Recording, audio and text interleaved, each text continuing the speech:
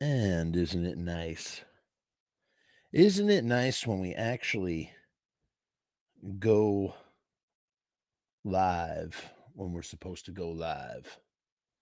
I think it's pretty great. Pretty darn great. So, yeah. I figured out a way for me to start or get a link to the live stream and implant it instead of doing it after the fact. So I don't have to share anything at all. That feels really great. I'm really happy about that. Hope everybody had a nice Thanksgiving meal. I'm stuffed to the gills. We fry our turkey every year, so we did a deep fried turkey. My dad spilled half the peanut oil. You get a big gallon of not a gallon, yeah, fluid gallon, right? It's a gallon, 128 fluid ounces, whatever that is, of peanut oil. My dad left the valve undone, so he's pouring in peanut oil, and the valve is leaking peanut oil all over my parents' kitchen. My dad's freaking out, cursing up a storm. It was great. He doesn't find it funny. I found it hilarious. I think in a year from now, it's going to be really, really funny. It's just not funny in the moment. I understand. If it was my house, I'd be pissed. So, sort of like armchair humor there, I guess. I don't know. But it was good, man. We had a good meal. It was a good meal. I was very pleased with that. And Black Friday is causing me to do to peruse, look for good deals and whatnot. Never pass up a good deal. Looking at possibly getting a ring light for this setup, because what I use now is I have this. This is what my light. This is from IKEA. Really nice light, but it doesn't work very well to my needs. Well, I should say the bulb is going out is what I really mean. That's why it's not working my needs. It's served me well up to this point. I like to have a little light just touch my nose. We're just waiting for the space to get a little bit more populated than it already is. And I'm noticing outside all the Christmas lights are going up, which is great. We do Christmas lights year round, if you couldn't tell in the back. Oh, here's one piece of content that I would love to talk to you about. Give me 1 second while I pull this up. This is important to me. As we're warming up here, getting warming up and whatnot. I do another show like this called Pizza Punk, out of a necessity to want to sort of have something else going for this channel that's just not necessarily Misfits related, although this happens to be Misfits related. I had Pete from Sam Hain was on the show again. Sorry, not on the show again. I should say I spoke to Pete for the first time in 9 years. Last time I interviewed him was for the documentary. It was very good to chat with him again. So he's coming back, or I should say he's coming on the show. He came back to do an interview, I guess. I don't know why I keep talking like he was previously here. It's not a past tense thing. So if you're not subscribed to the channel, please do so now. There's a link to go and subscribe. If you click that, you will instantaneously be subscribed to the channel. Please do so. Like this video, leave a comment, anything, that sort of stuff really helps. There's lots of ways you could support the creation of this content. In any case, as I said here, it was fun to chat with Pete, Damian Marshall of Sam Hain, Iggy Pop again. So some people don't realize that Damian actually went on to go and play with Iggy Pop and the Trolls. He was in the band. Iggy had a backing band called Iggy and the Trolls. And Pete was there. Pete wrote some songs with Iggy. Pete plays on Skull Ring, which also features the Stooges. So Pete does play on a Stooges record in addition to playing on an Iggy Pop record. That's pretty cool. So he's worked with both Glenn Danzig and Iggy Pop. What a crazy life that is, huh? To jet set around the world touring with Iggy Pop, cut your teeth in a van across the country with Glenn. Just a wild and crazy life.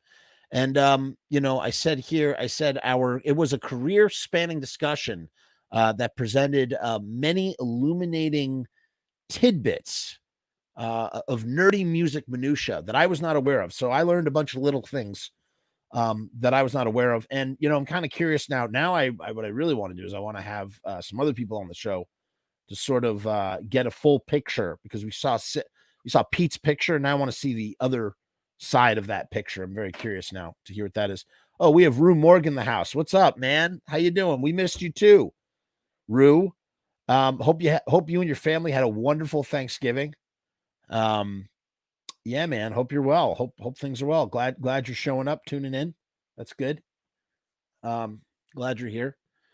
And yeah, I really thought Pete delivered on this episode. And what you're gonna see too on the channel, you got to be aware of.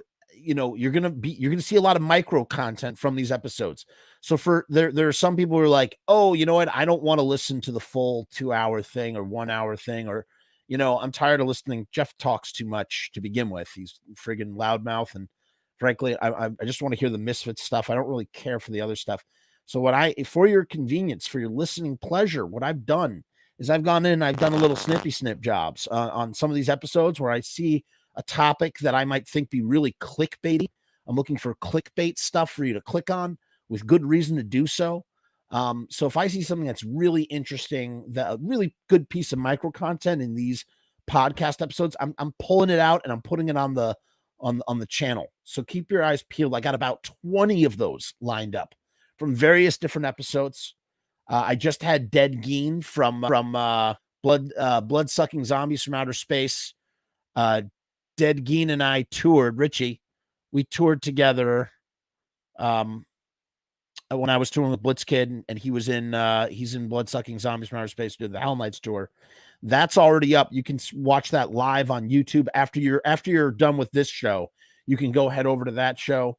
And it was very cool to talk to Richie, aka Dead Geen, because we just talked about a lot. We talked about horror movies. We talked about a lot of stuff, but the thing that really sort of tickled my pickle in our conversation was at the very end, learning about how he about their distribution strategy for their new album due to COVID-19, due to the pandemic. They sort of reinvented how they were going to, put out an album. And I really, really respect and admire the ingenuity. It's true what they say. Necessity is the mother of invention, as Frank Zappa brought to the masses, mothers of invention. It's true, man. Necessity is the mother of invention. And these guys, wrap their minds around this concept that I thought, and you kind of like look at it, you're like, oh, it's really not that special. But you know what? When you are your own label, doing stuff like this is the coolest. And they were incredibly successful with it. They sold their thing out. It was just it exceeded all their expectations. And I'm very happy for them. I'm very proud of these guys. I'm very happy for them. So check them out. Go to their website, which I think is Zombies. God, was it Zombie? Yeah, Zombies at. You can. I think we talked about this last week. Actually, did talk about this last week. Wow. I must have amnesia, because we actually talked about this at the beginning of last week's episode. Boy, do I feel stupid. What are you saying, Rue? You survived the holiday. Happy to be back. I've got some catching up to do. You interview Monty Melnick yet? Oh, funny you should ask. Yeah, Monty's. So for those who are not aware, I will be interviewing Monty Melnick, aka Monty Ramone. I don't usually like to talk about these things until they've happened, because so many times you talk about it and it hasn't happened yet, and then you get really mad. You get really mad at yourself. A lot of horror punk guys do that. They don't talk about what they're doing, and then they just drop something. They just want to surprise you with it. I kind of like that. I kind of hate that philosophy, and I like that philosophy. So Monty Ramone, hopefully, God willing, Monty Ramone will be on Pizza Punk to talk all things Ramones. That's going to be a pre-tape show. I pre-tape the Pizza Punk show because I like to make sure that my guests feel really comfortable. They might not be used to the live format like myself. And I don't want them to feel weird about, taping live or feel self-conscious. So we tape that. And then, if they want me to cut anything out, I cut stuff out, whatever. If I cut something out, I cut something out. And then that goes up as a live premiere stream, but it's actually pre-taped. And yeah, Monty Ramone, who's the tour manager of the Ramones from 1974 to 1996. So this guy is like, he's the fifth Ramone. He's the he saw the one of the biggest parts of the inner circle. That's right, Rue. Me too, man. He's one of the biggest parts of the Ramones inner circle, along with Mickey Lee, who was Joey Ramone's brother, and a few others. And so hearing what he has to say, and we're going to talk about his book. He wrote a book called, I forgot what it was called, Touring My Life with the Ramones, Touring with the Ramones. Pretty cool book. So yeah, so there's that. So we can exit. Okay, another thing I want to bring to your attention. I want to do this for Roger from Agnostic Front. This kind of blew my mind. So Roger from Agnostic Front is he's a avid record collector of like punk stuff. Yeah, Monty is a legend. Monty is a legend. And I did speak to him over the phone, and he was super nice guy. So Roger from Agnostic Front is not only is he an enthusiast when it comes to collecting vinyl, but he collects a lot of punk stuff. And this kind of blew me away. Roger is a huge Misfits fan. He's got a huge Misfits Samhain Danzig collection. He knows his stuff.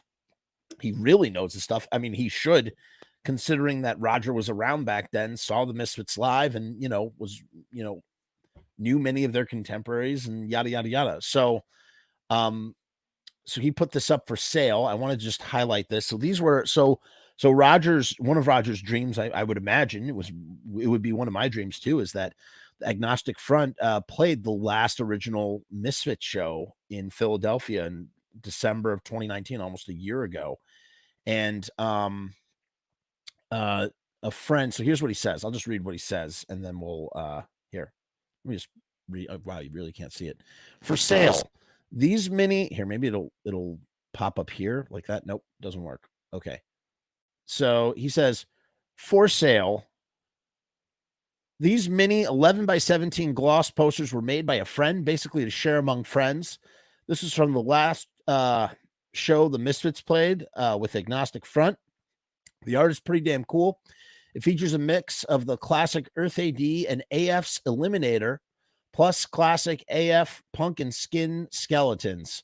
All early 80s art from both bands. I figured to post them here first for sale, and then the rest I'll post on the Vinyl Assault Instagram account. Vinyl Assault is Roger's Instagram, who says, yeah, Roger is another legend, a really nice dude who's also a Misfits fiend. Kind of blew my mind. Really, truly. There are only a few left, so I think it's best to list 4 colors, then individually under the color. Just post your name, and I will contact you with payment. He's only shipping in the to the US on these. The cost is $30 each plus $5 shipping. They'll definitely look good in a collection. They will ship in a tube, again, only in the USA. So here's what he has: 2 orange, 3 green, 6 blue, and 12 purple. Payment will be on PayPal or Venmo. We can figure that out after I sort out who what. Remember, claim individually under color and post of an individual poster. So look at that. One hell of a party. Oh, it says, yeah, only 2 available. So only 2 are available right now, guys. This is the original Misfits Agnostic Front show. Let's see what the next. There's a green one. There's the black one, I guess. Is that black or purple? Black. And a maroon one that he has the most of. Yeah, it's really cool. You can see it's a real mashup of the 2 bands, both Agnostic Front and the original Misfits. And that is that's in this group. You have to join this group in order to get in on that. That's the Fiend Collectors group. I really like the Fiend Collectors group run by Mike Goodman. I believe he's the Fiend Collector. Also a really great guy with a lot of integrity. This group has a lot of integrity when it comes to collecting and stuff. A real go-to place. So you can go right there. That's where you can get first crack at these posters. So check it out.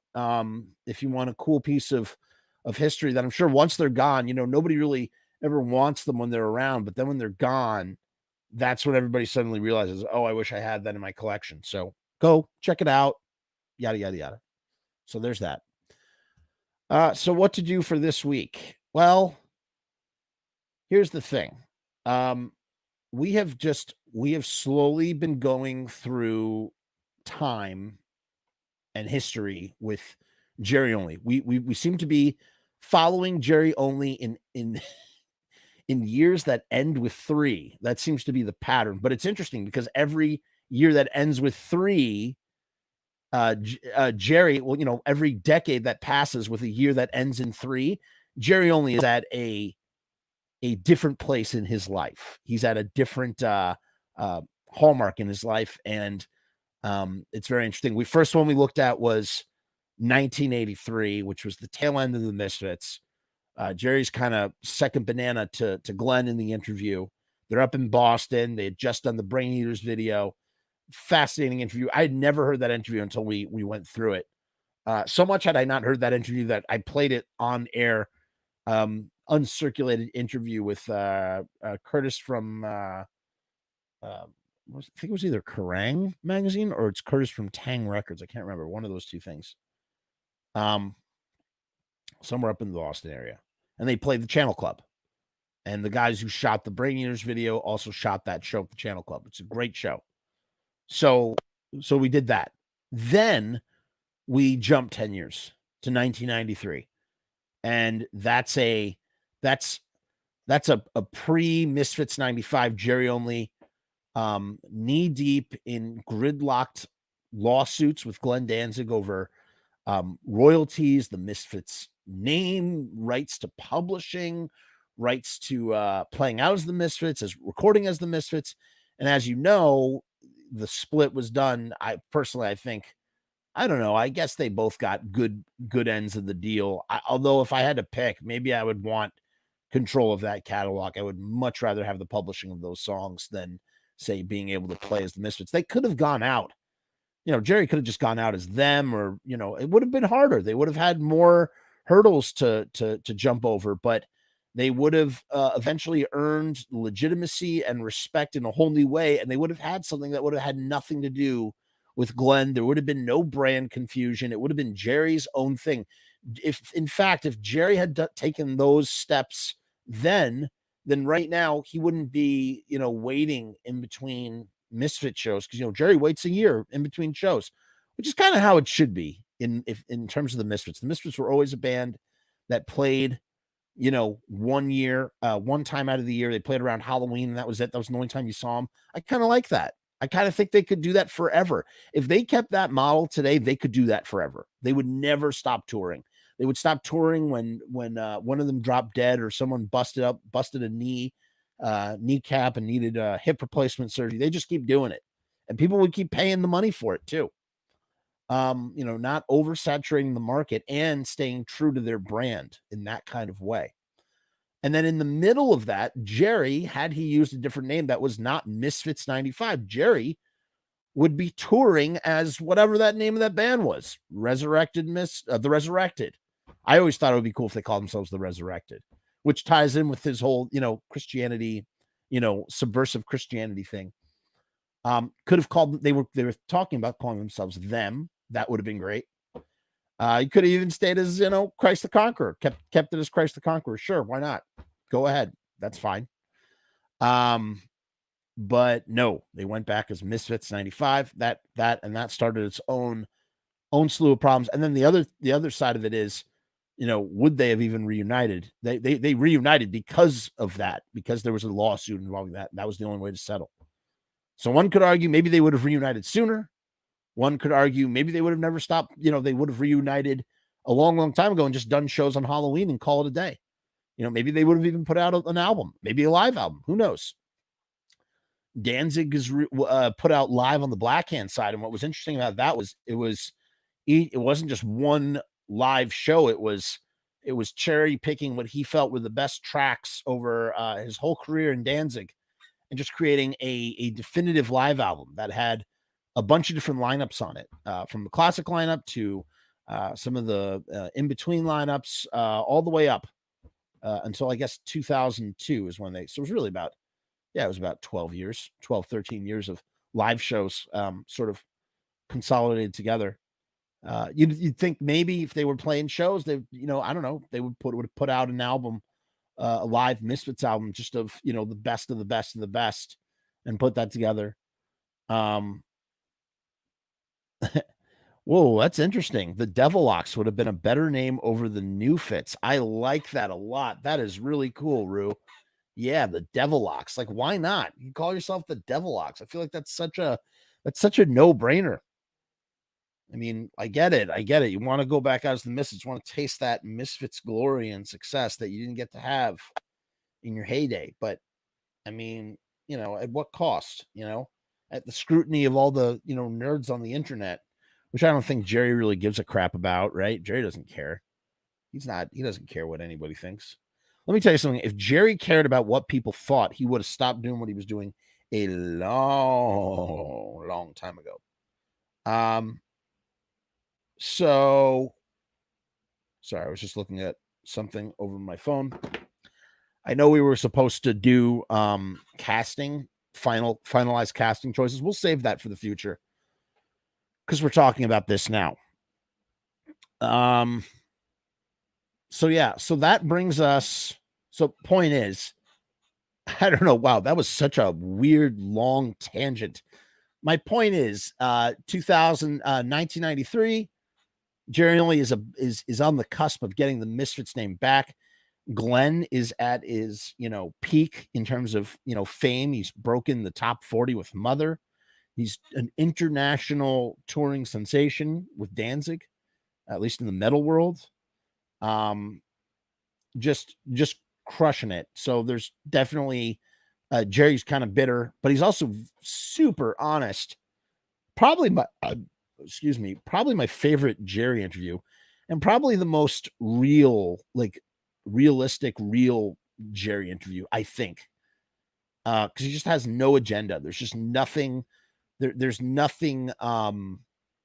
There's nothing at stake. There's no need to sort of, change things around. So now we're jumping another decade. And what's happened in that decade, just to give us some context, we have to do the whole context thing again. We just did that for 1993. So here's the context now. So we listened to Jerry pre Misfits 95. Now we're going to Jerry post Misfits 95. This is a little bit of uncharted territory to an extent. We've talked about Chud and Graves, but, with their own, controversies. We haven't talked about, what's it called? We haven't really talked about the Misfits 95 to an extent, at least really with what was really going on with them. That's not really what this is about, but this is about Jerry. So 2003, Misfits 95 have broken up. Doyle, Chud, and Graves, they walk off. House of Blues, 2000. Who played the next show was Joey Image. Joey Image played the next show with Doyle and Jerry as a three-piece. That's interesting. With Jerry on vocals. Jerry did 138 by himself. He finished the show. Did one more song. Did not let those guys shake him. They were trying to do a band with Vampiro. There's a whole thing about that. They wanted to do their own thing away from Jerry. Who knows? Who knows what's real, what's not? So they all leave. Then Doyle comes back into the fold. They get Robo. They had a couple of guys. They had Zoli. They had this guy Zoli for a while. They had a guy named Renfield. That was the initial replacement. That didn't work out. They were trying. I mean, he was sort of messing with Graves. I guess he was trying to mess with Graves again, the way he had done with Mike Hideous, by having this guy Zoli sing for the band, trying to freak, maybe psych out Mike or something. Who knows what was going to that? But Zoli did become a temporary replacement for a while, for at least a few months. And then crazy enough, so Doyle comes back, Robo comes into the fold. Michael Graves does come back for a tour, for the M25 tour, because that's really what this is. What we're about to talk about. This is right after that. So 2001 is the M25 tour, and Jerry has befriended Dez Cadena from Black Flag, who he knew from way back in the day, gets him on guitar. For a while, you have these weird mutant lineups where you have like Doyle, Jerry, Robo. So you have the Earth AD lineup with Dez Cadena on second guitar. So it's like, you know, the Misfits and Black Flag have fused into a band without Glenn Danzig. Isn't that weird to think about? And then Doyle left. And I wonder if bringing in Dez was kind of like, I know that you're about to leave, Doyle, or I want you to think that you are replaceable, Doyle. So one of those two sort of factors. Doyle walks off. He ends up starting Gorgeous Frankenstein. And then the M25 lineup. So, you know, that's when Robo first starts playing, shows the band, but he's not permanently in the band. Marky Ramone, who is friendly with Jerry, and they go back a ways, a long ways, if you really think about it. The Ramones and the Misfits 95 always sort of like, you know, had ties mainly through Joey Ramone, but Joey Ramone's dead now. And Marky Ramone gets involved with Jerry, and Jerry's like, hey, you want to tour with us? We'll do. And they start literally doing, you literally have a Black Flag guy, a Misfits guy, and a Ramones guy, and they're doing 3 sets. They're doing a Misfits set, they're doing a Ramones set, they're doing a Black Flag set. It's crazy when you think about it. It's really crazy. They're doing this. And then on top of that, this is an idea that Jerry had going back to the Misfits 95. And I guess really it might have even been an idea that Glenn and Jerry had kicked around together, going back to the original band days of doing a covers album. And as you know, it's funny. Glenn's done a covers album. Jerry's done a covers album, and Bobby's done a covers album. All these guys did covers albums at one point or another.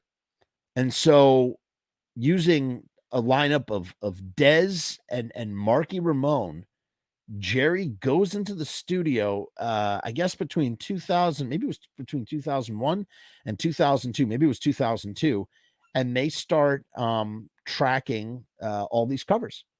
And, you know, a lot of people hate Project 1950 and think it's an abomination and a travesty, and it kind of is, because it's using the Misfits name.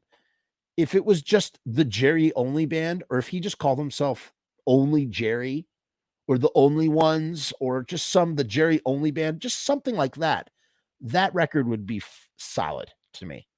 It's when once again, as we've said time and time again, brand confusion makes things bittersweet. And that's what for a lot of people cannot stomach the idea of a Misfits album having this, and then Jerry having this grand epiphany about like how like punk rock is a return to rock and roll of the 50s, and has to he writes a whole booklet. In the booklet of Project 1950, he has this whole thing about like breaking it down as to why it's just like punk rock, as if to like further shove down your throat that, hey, we're really making a punk rock record, you know?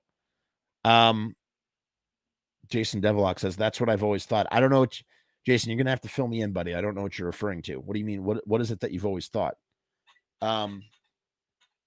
But you know, it's just like, it's not a bad record. I enjoy it. I do. I have publicly stated for the record, I enjoy everything that came after 83, but only if it within its proper context. I don't, American Psycho is a fun, cheesy Jesus metal record, and Project 1950, a great Jerry only solo record. That's how you think about it. You can't call it the Misfits. You call it, it's the same way as when in the mid 80s, when Tommy Iommi, everybody had left Black Sabbath except Tommy Iommi was being pressured into calling his solo album Black Sabbath, and so he did, calling it the only band. Yeah, I think he should call it the Only Ones, or Only Jerry. I think that would be a great name, Jason. Truly. Rue says 50s Project was great. Hearing Jerry take the lead vocals is great, but not awesome. I mean, yeah, they're not bad. He doesn't do a bad job singing those songs. It's fine. Just again, when you call it Misfits, then all of a sudden you're comparing it to all the greatness that came before. That's the problem. That's literally the only problem here when you think about it. The Famous Monsters, Raphael says, the Famous Monsters lineup was supposed to record the 1950s album, but Michael didn't like this idea. Okay, thank you. I didn't know that. Thanks, Raphael. So yeah, that's what I'm saying though. This was an idea. This was definitely in the works, which actually this kind of makes sense. This is why you have Monster Mash, right? This is why they're covering Monster Mash, and that's how you get that track. That's probably somewhere because that Monster Mash is on Project 1950. So, and Jerry's singing it. This is probably when Jerry, deep down inside, Jerry's starting to get the confidence of like, I can be the singer. And if I'm the singer, then I don't have to deal with the annoyingness of a frontman. Because you know what? The thing is, I don't think Jerry, and again, I don't know. This is all speculation. I don't think Jerry really cares necessarily about being the frontman. I think Jerry would like to have a frontman. I think Jerry liked his role in the band of just being the bass player and like, the leader. He's still the leader, but he's not the front man in that kind of way. And he sort of took it on because, Jerry is a hardworking guy and he just wants to keep the band going. That's all Jerry cares about. He just wants to keep the band going. So it's like, okay, if I'm the lead, I'm not going to get into a fight with me because I'm the lead singer. So that's there you go. One less person I have to pay, because one less person that I don't have to worry about writing a check for or dealing about getting on an airplane. After all the problems, all the lineup problems, he finally, nips that in the bud, right? At least, and again, this is in what he thinks in his mind. Because the reality is many of us, Uber fans we don't like, by the way, let's get to our main thing. I forgot who brought me this interview, by the way, but shout out to the person who shared this with me. I forget, and leave your name in the comments if you come back or something. Point is, freaking, in Jerry's mind, he's like, I'm the lead singer. I don't have to worry about this stuff anymore. I'm sure that's where it comes from. Because, he didn't have, listen, when you look at all the photos of Misfits 95, do you see Jerry having to be out front? Is Jerry standing in front of everybody? No, Jerry knows his role in the band. He just stands off to the side on everything. Look at the Misfits, look at the Dig Up Her Bones video. Is it the Jerry show? No, it's not.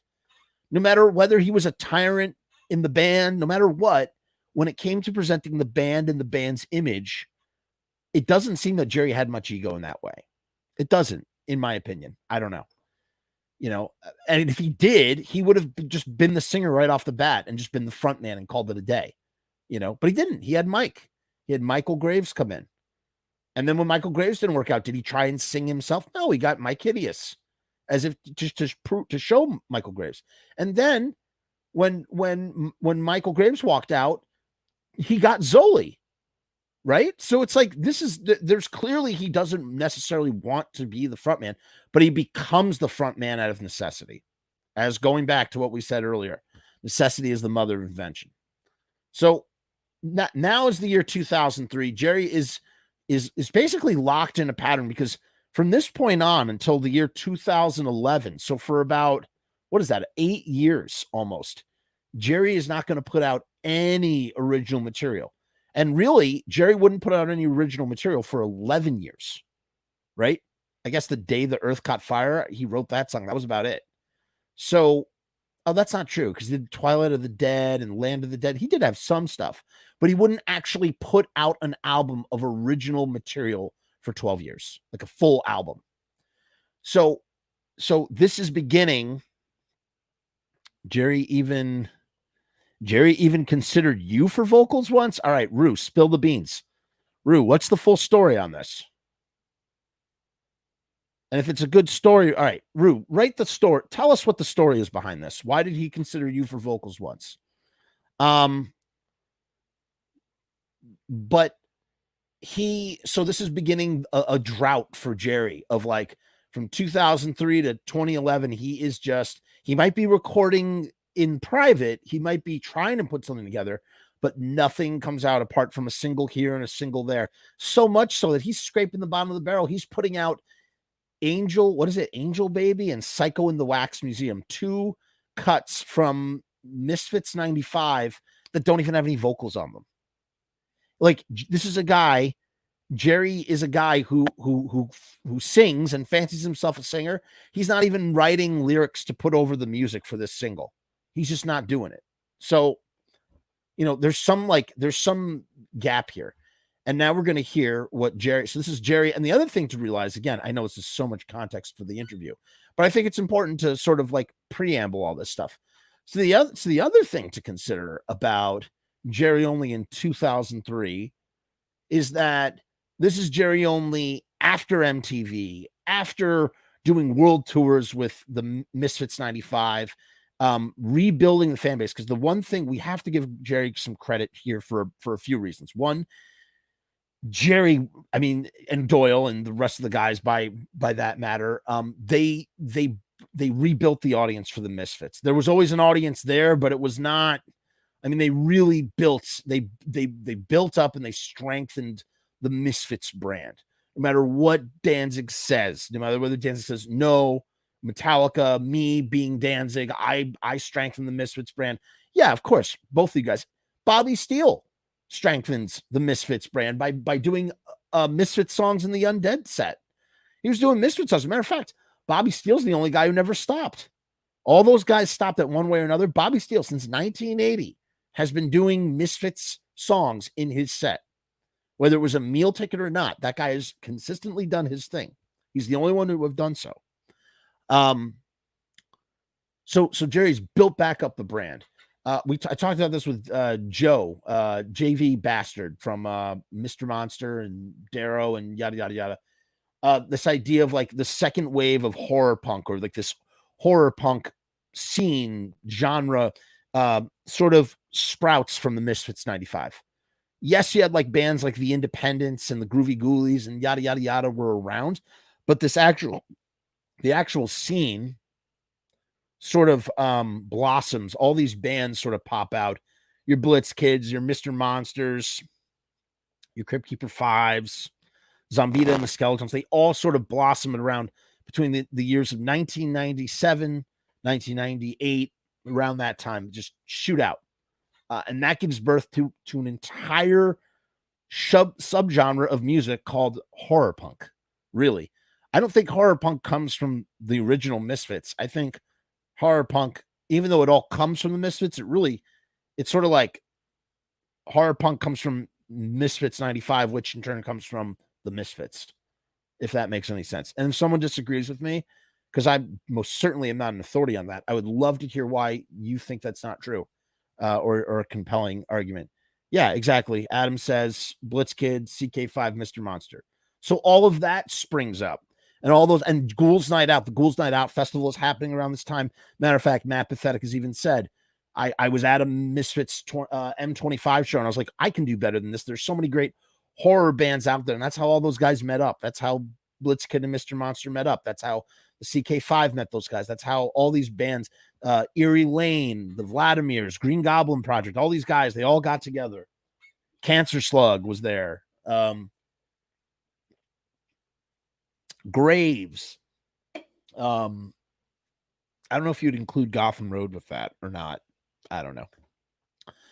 So, okay. So here it is, Jerry Only in the year 2003. Again, I don't know who gave me this interview. Somebody passed me. I definitely have read this in the past, but this is one of two interviews from 2003. So let's take a look. Jerry Only is the founding bass player. Sorry, Jerry Only is the founding bassist of punk legends, the Misfits. Now, while I do agree that, okay, so I can't pronounce, how do you pronounce that? Hypatia? I apologize if I mispronounce this. Hypatia Stanhope says, horror punk as a scene started in the 90s. Right, that makes sense. Oh, here's Rue's story. Before we launch in, boy, what a all right, hold on. Rue, let's just hear what Rue has to say. Rue was at a 2001 gig in Newark. There was at least 12 bands playing. Typo Negative, Biohazard, Thursday. Jerry's Fits played last. It was effing late night already, and I'm drunk, so I meet up with Jerry after the set, ... And he says, and I say to him, damn, you need a singer. That sounded terrible. Well, wow. Okay. And then what did he say? What did he say, Rue? Hypatia.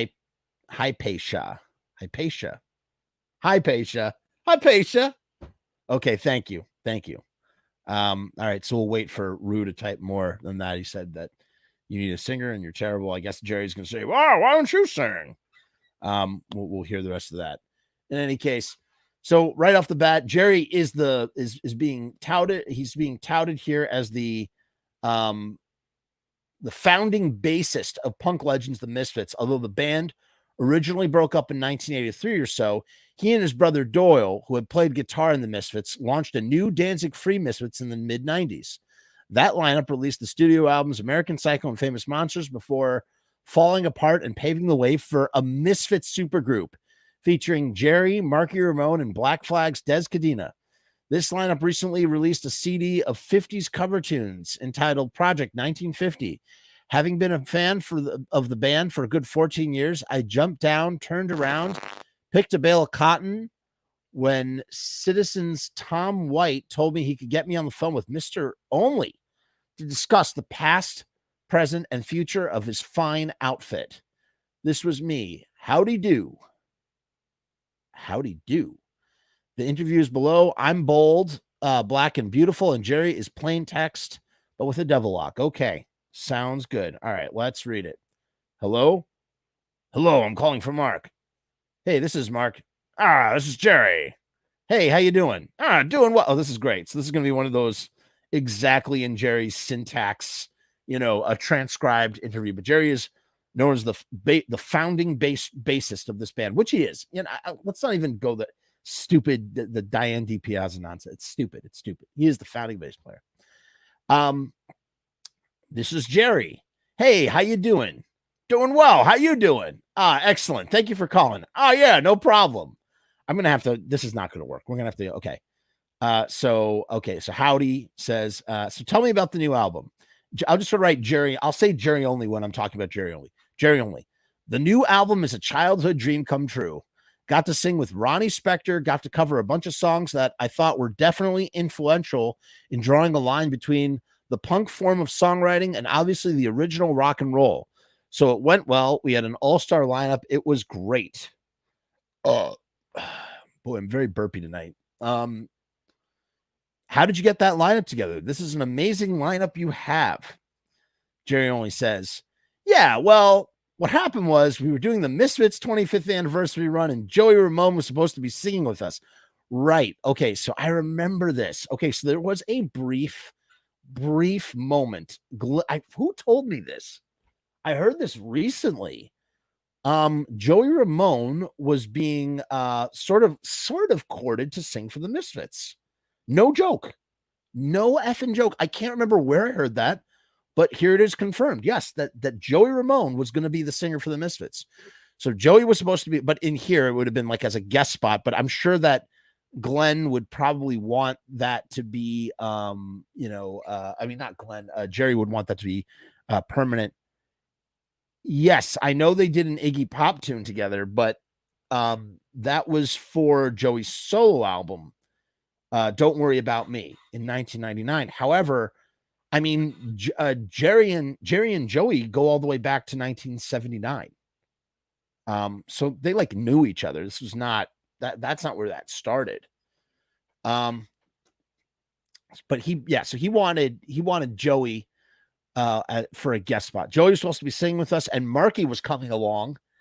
And we brought Dez in as a special guest because he had come out for the West Coast to see the shows. And when he was here, I was just like, hey, Dez, since you're here, why don't you come up and do some songs with us? And he was like, yeah, okay, sure. So one thing led to another. And then my brother, so Doyle leaves the band, and, he left the band for another.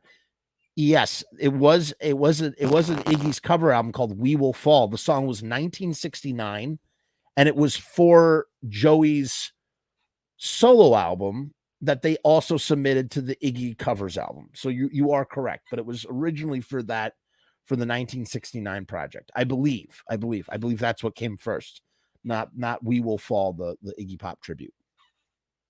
I just love the way that Jerry sort of like does this sort of like, he's like, just the way he tells his story. Oh yeah, and then I said, ooh, it's just like the way Jerry is. And he was like, yeah, okay, sure. So one thing led to another, and my brother had some responsibilities that kept him from touring. We were working together, me, Marky, and Dez. Yeah, so Doyle was just like, I don't want, he says now, who knows what it was back then exactly, because from my understanding, he wanted Gorgeous George. Doyle wanted Gorgeous George, his wife at the time, to dance while the Misfits played on stage. And Jerry was like, that Jerry did not want that to happen. I guess this is what, from my understanding, Jerry was not down with that. And that's kind of the seeds of what would become of Gorgeous Frankenstein, really. But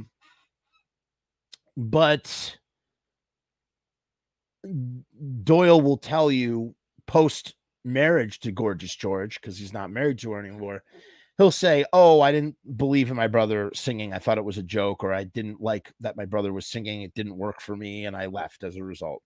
And then Jerry, who's thinking in his head, at least that's what it seems from this interview, Jerry's going, my brother will be back. He's just, Jerry's covering for him until he's hoping that one day Doyle will come back into the fold. Because, in a way, kind of having Doyle there increases the legitimacy of the lineup.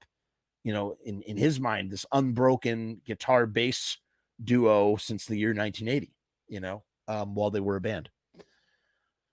So me, Mark, and Dez, they became a three-piece. And Joey Ramone's 50th birthday party had come up, and Blondie was playing there, and I'd run into Jimmy Destry, who was from Blondie, and told Jimmy about the project, and he was interested in playing.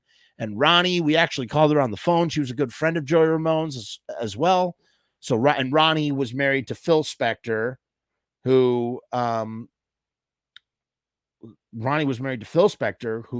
produced Joey Ramone in End of the Century, and really what was kind of trying to talk Joey into a solo career. And yes, I'm sure that Doyle also left because there was a second guitar. But again, I don't know what the exact touch and go of that particular situation was. But I'm sure that on one hand, it's probably Jerry going, "I'll replace you with Dez," and on the other hand, it's probably Doyle going, "I don't want Dez. I don't like having Dez here, because I'm the guitar player." I'll finish the story another time. I'm listening to you now. Rue, you are so funny. Rue, I'll tell you what, maybe either this time or next time I throw the link out, come on and you'll tell the story. Okay. You'll come on the show and tell the story if you want, if you're not too shy. Rue is so polite. So I lost my place. This is dense. This text. So Ronnie heard that we were working on a project and knew we were good friends with Joey. And she said, well, let me see what I can do for you guys. And she came down and threw her 2 cents in. So we got the 5 of us on there, and it's really great because Marky was up for the game. Marky was very excited about working on a 50s project, something that he always wanted to do. And Dez is actually a second-generation musician. His dad worked in the music business before, and it all just fell together. I'm really happy with the product. I think the kids, this is now Jerry only. This is Jerry only calling his fans the kids. From here on in, hey, the kids. We want to give the kids a good show. We do things really good and clean here for the kids. I don't want to put anything out that's not good for the kids. As he smacks his gum when he talks his head. Love that. That's my favorite Jerry. A lot of people don't like that Jerry. I love that Jerry. That to me, that's primo Jerry. I love that Jerry. Uncle Jerry. In Facebook, and Keep on Danzig, they call him Aunt Jerry, Uncle Glenn, Aunt Jerry. I think they're both uncles, Uncle Jerry, Uncle Glenn.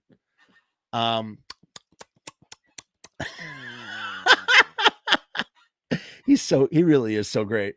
I did my first meme. I did like a Photoshop of like Jerry doing a devil with his devil lock, but I was like, wait a minute, if you turn a Christmas tree upside down, you can make a devil lock Christmas tree. So that's what I did. I did a devil lock Christmas tree upside down, pointing downward. It was perfect. It was like Jerry getting ready for the Christmas show. Considering that they did do a cover of You're a Mean One, Mr. Grinch, it kind of works out. You would think if they did like a Christmas special, the Misfits Christmas special, Jerry's devil lock would just be upside down Christmas tree. They have all these little Crimson Ghost jingle bell ornaments. So every time he'd shake his head, "You're a mean one, Mr. Grinch," you'd hear like little jingly bells and whatnot. So Marky was game. Everybody was game. The kids. It was about the kids.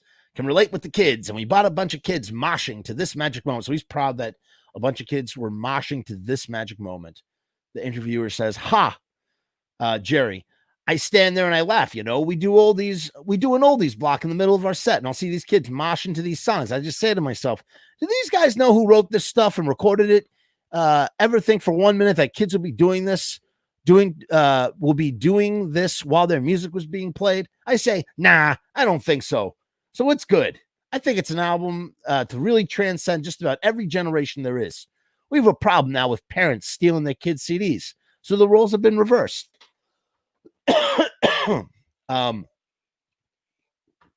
That's pretty funny. That's pretty funny. You know, he's saying we have a problem now with parents stealing their kids' CDs. So the roles have been reversed. I feel like that was just a silly Jerry embellishment on his part in that regard. Interviewer says, "I'm going to pick it up either this weekend or next weekend as a birthday type thing for myself."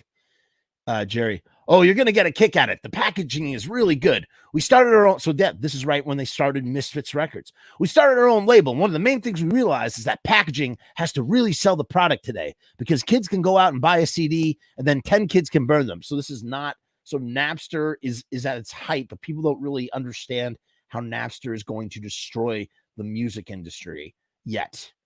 Even in 2003, people don't realize, right? So that's what he's thinking about, kids burning CDs. He's not even talking about kids downloading or torrenting yet, which is interesting. So you have to really be on your toes. Now, all of a sudden, the marketing we've been perfecting over the years comes into play. And it's nice because you're able to go into a Best Buy and buy our album with a free DVD in it for $11.99. Yeah, that was the thing. That's the one I have. The Project 1950 that I have actually has a DVD with the Misfits, with Jerry's Misfits playing a snowboarding park. It's like snowing and they're doing this magic. It's hilarious. It's absolutely hilarious. But you know, you have to, again, I kind of smile at Jerry's misplaced heart because there's so much love and heart in what he was trying to do. He wants to give the kids value by putting a DVD in the packaging. I appreciate that. Even if it is what it is, you got to appreciate Jerry for doing that a little bit, you know, like, thanks, Jerry. Like, I appreciate that, man. You know, I wish Danzig put a DVD in his CD, you know, I mean, like, can't fault the guy, you know, especially later, you know, that's the truth. The truth is like, how do you combat pirating and downloading? You make your product download proof. What is download proof? Download proof is that packaging, that release is so awesome that I need to own it. Like, I can download it illegally, but I still need to buy it. And I can only get it in a store. I'm not going to steal from a store the way I'm stealing online. I'm going to just buy it in a store and own it because I have to have that in my possession. That's download proof. And I think Jerry was always had his fingers on the pulse for that and would really, you know, it's a shame. I think he kind of perfected it right when the original Misfits got back together with the way he was releasing. You know, a lot of people were kind of hating on that. I was not hating on it. I was like, I didn't buy any of it. It was not something I was really interested in owning, but I appreciated that he was just doing these crazy vinyl releases. I mean, I'm sure he was making good friggin' money doing it. Good old Uncle Jerry, always thinking about the kids. Jerry's Kids, that band Jerry's Kids. Could you imagine a Jerry only Saturday night? Oh my God. Okay, let's go into Fantasyland just for a moment before we return to the interview. Imagine a Saturday morning cartoon. Like, I know they kind of like have done new, like they have Mike Tyson and his special friends or whatever, but like imagine like the Jerry only Super Kids hour where Jerry only is like a superhero with like Dez and Marky Ramone, and it's like totally like, it's like Saturday morning cartoons, And it's just like they're playing songs. They travel around in a van. Yes, Jerry's Kids was a hardcore band in the 80s. And if you go on Misfit Central, there used to be a Jerry's Kids section. That was the joke. So Jerry and his boys they're touring around in the van. They get out, they grill for the guys. Hey, let's lift weights. Let's lift weights. Let's lift weights and flip burgers, like go and solve mysteries or something. Oh, the kids. Oh, we're gonna play for the kids, just be really great. That'd be really funny. I'd enjoy that. So hey, free. He says a free DVD. So the $11.99 was the price of the CD. The DVD was free. Although some would argue just that the DVD was a part of the pricing. Who knows? Who friggin' knows? The interviewer says, yeah, I saw that. I saw it had that. What's on the DVD? And then, yeah, this is what it is. Oh, yeah, the DVD is us on Halloween night with Jimmy Destery playing Runaway. Runaway sounds really good. I like the Runaway that they do. Again, not Misfits, but I like it. It's fun. It's fine. Whatever. I like the original Runaway. Del Shannon, man. So why wouldn't I like the Jerry only covering Runaway? If I like the original Runaway, why wouldn't I like that? Truthfully. And then we played the Phillips Snowboard Champion. That's what it was. I'm telling you, it was the Phillips Snowboard Championships in Vermont, outside of a ski slope. Specifically, Phillips called us up. This was before the release of the record. This was last February, and said, "Listen, we know you guys are working on a 50s project. We want you to debut it here," because that's what they're doing. The board of the snowboard championships at Phillips Snowboard Championships up in Vermont. We need something. We need something to really entice the kids. What could we get? Hey, I heard that Jerry Only's doing a project of 1950 songs. Let's have him play. Because, snowboarders love 1950 songs. But this is how Jerry thinks about this stuff in his mind. I don't know. Listen, we know you guys are working on a 50s project. We want you to debut it here. I mean, it really is why we're bringing you in here. We want to see what happens. And we were like, yeah, you're calling real early, and we want to see what happens too. So it was funny because those were all snowboarding kids and all the acrobatic skiers and stuff. They were all cutting edge. They listen to the hardest stuff there is while they skate and do their thing. So we had them all moshing. And when I see them start moshing, I was just like, wow, here we go. This is going to work. Because if these kids get it, then your average kid will get it. No problem. The kids, we got to think like the kids. We got to think like the kids. It's the only way. The kids. That's the name of this episode officially. Jerry's Kids. That's the name of this episode. That's it. That's the name of the episode. Done right there. Then there's a bunch of footage of us and Balzac. Oh, wait, hold on. Then your average kid will get it. No problem, These were the more extreme kids. These were like all the crazy kids. So it was really good. We got hit with snowballs. That's in there. Then there's a bunch of footage of us and Balzac, which is a band on our label now. And Balzac is like the Japanese horror punk, lover. They love the Misfits. They dress in skeletons. They have these weird sort of Japanese devil locks. And Jerry only got real buddy with them. I don't know what happened to that relationship. I don't know if they're still on Misfits records or if those guys are still cool or not. But yeah, they were an item for a while, I would say. That's the way to put it. They were an item for a while.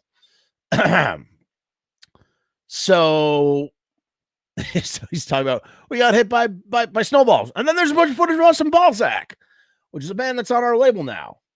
And it's on there as bonus stuff. It helps promote the label. It helps promote the band. It also really brings to light the similarities between the original rock and roll and the punk music. It's all about vocal melodies, which is, I don't know if it's like he's trying to tie all punk music to 50s, which yes, unequivocally, yes. However, I think to another level, considering the Elvis connection and Glenn's influence with crooners, the idea of melody really, stands out with the Misfits, that sort of thing. And Glenn singing with because he's saying here, it's all about vocal melodies. And I think when he's saying that, he's also saying it all really about the Misfits. It's all about the vocal melodies. I don't think The Stooges was not all about the vocal melodies. The Sex Pistols were not all about vocal melodies. Richard Hell and the Voidoids were not all about vocal melodies. The Damned were about vocal melodies for sure. You know what I'm saying though? Like there were a lot of bands that were not about vocal melodies, really. But the Misfits were about vocal melodies. So that's why maybe he's saying that. And really that's where we were musically getting away from. As you see, heavy metal started coming in. You wound up getting more virtuoso guitar players and drummers doing 10-minute solos and things like this. So punk music really came and was a slap in the face for everybody to say, hey, let's just write a bunch of really great songs, go out there and kick them as hard as we can. Make no highs and lows or strategic pauses. I mean, yes, that 100%, that is true. That, yes. And the interviewer says, and you guys are one of the first and one of the best. You started a long time ago. All right, ready for this? He goes, yeah, I did it. But it's funny because I was the young guy in the crowd. I was 17. Howie Pyro, who plays in D Generation, he played in also in Danzig's band recently. He was 16, and my brother Doyle was 12. Yeah, so Howie Pyro is 1 year behind Jerry only, and Howie was broke big in the 90s with D Generation, which was really at the time like sort of considered to be like a throwback to those New York punk bands of the 70s that he came up with. Just a decade and a half, 2 decades later, sort of like a revival of sorts. You can hear Howie briefly in this documentary, They Came From Lodi. Interviewer says, wow. Jerry says, yeah, Doyle's 5 years younger than me. So Doyle saw the Jam play CBGBs. I think he saw the Clash with me. He saw Sid Vicious play Max's Kansas City when he was in 8th grade. So we were like the young guys on the scene. And most of the older guys that were on the scene, the Jerry Nolans and the Johnny Thunders and guys like this, they were between 5 and 10 years older than me. They were totally into different things. We came out of high school and we were a bunch of football players and basketball players. So we were athletes. We would lift weights and we would do all this kind of stuff. And I think that's really what preserved us as long physically. I would agree. Was that we came in and we didn't get involved with heroin and other things like that, that these guys were doing. And God rest their souls, we lost a lot of them. We managed to keep it going and keep it alive. And I think we managed to reinvent ourselves every step of the way, which was important too. Now, if he's referring to reinventing themselves in those 6 or 7 years, yeah, they did. They did every time they lost a member, they would reinvent themselves. But here's the problem. Now Jerry is in 2003. So in his mind, like in a weird kind of way, the Misfits never really broke up. There's an interview of him in 1998 going, well, we never really broke up. It was just a matter of, getting the name back, that sort of thing. Adam says, any chance you do a Pizza Punk video? I would love to do a Pizza Punk video with Howie. All I got to do is shoot him a text message. I have his number. I will definitely hit up Howie. I would love that. Truly love that. Thank you for the idea. I got a couple of great episodes, Adam, lined up, by the way. We have Damien from Sam Hain. For anybody who was not here at the beginning of the episode, I got Damien from Sam Hain coming on Pizza Punk. It's a really great episode. Check it out. Please subscribe to the channel. If you are not subscribed, subscribe now. Go do that. Let me see. You can subscribe right here. Boom. At the beginning of this chat, go to the top of the chat. You see that link? That link will click. You click on that link. That will instantaneously subscribe to this channel. Please do so. Please like this video. Please leave a comment. That all helps. Blah, blah, blah, blah, blah, blah. So, yeah. So, I would love to do Pizza Punk with Howie Pyro. That would be great. We'll see. We'll see what happens. I'll text him. And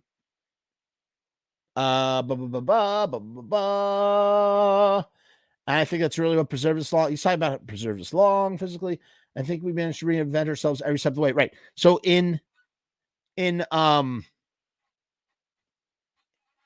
sorry, I had like a massive pothole here. We were talking about, Sam Hain is underrated. I too love all things Glenn Danzig.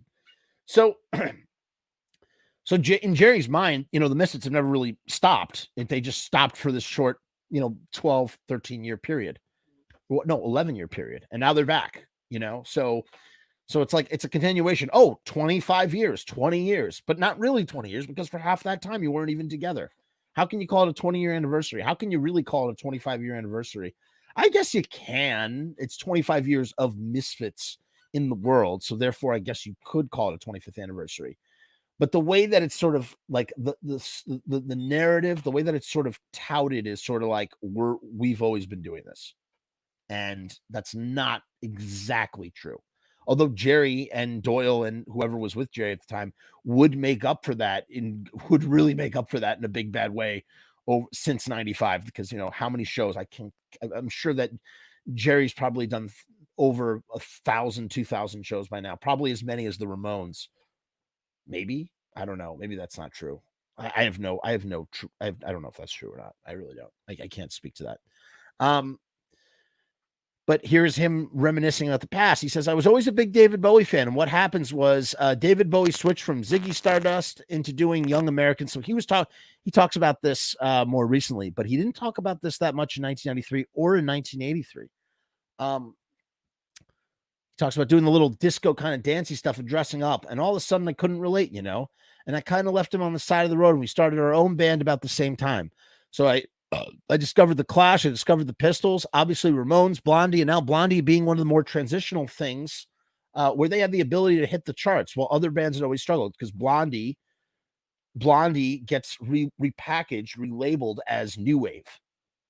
New Wave is a made-up name by record companies to try and repackage some of the punk music that is more radio-friendly, as opposed to hardcore, which remains underground and not radio-friendly at all, and pure, aka no women, because there's no girls. Yeah, name how many hardcore bands can you name with all women in them? Black Flag had Kira, but I'm talking about all women hardcore bands.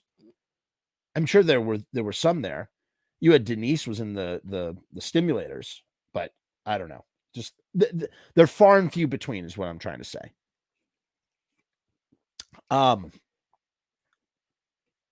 So again, this interview, okay, I should really just highlight it. So we discovered the Clash and the Pistols and blah, blah, blah. And Blondie had the ability to hit the charts while the other bands have always struggled. I mean, I don't know who has the highest Billboard chart. I don't know what the highest Billboard chart is for a Ramones song or anything like that. I really don't follow it because we're not Billboard oriented kind of people, because you're not on the Billboard. Rightfully so. I wouldn't follow a Billboard if I was not striking hot on the Billboard. But at the same time, with this new album, we charted very, very high. For us, we got in the 130s or something like that, which for us was the highest rated Misfits records yet. I believe for Famous Monsters, they hit 138. Oh, right. Yeah, it says it right here. Yeah, and I think Famous Monsters came in at 138, which is one of our songs. So we were kind of tickled. That's pretty funny. Yeah, we are 138. Jerry says, we were tickled pink about that, or tickled black, we should say. The thing was that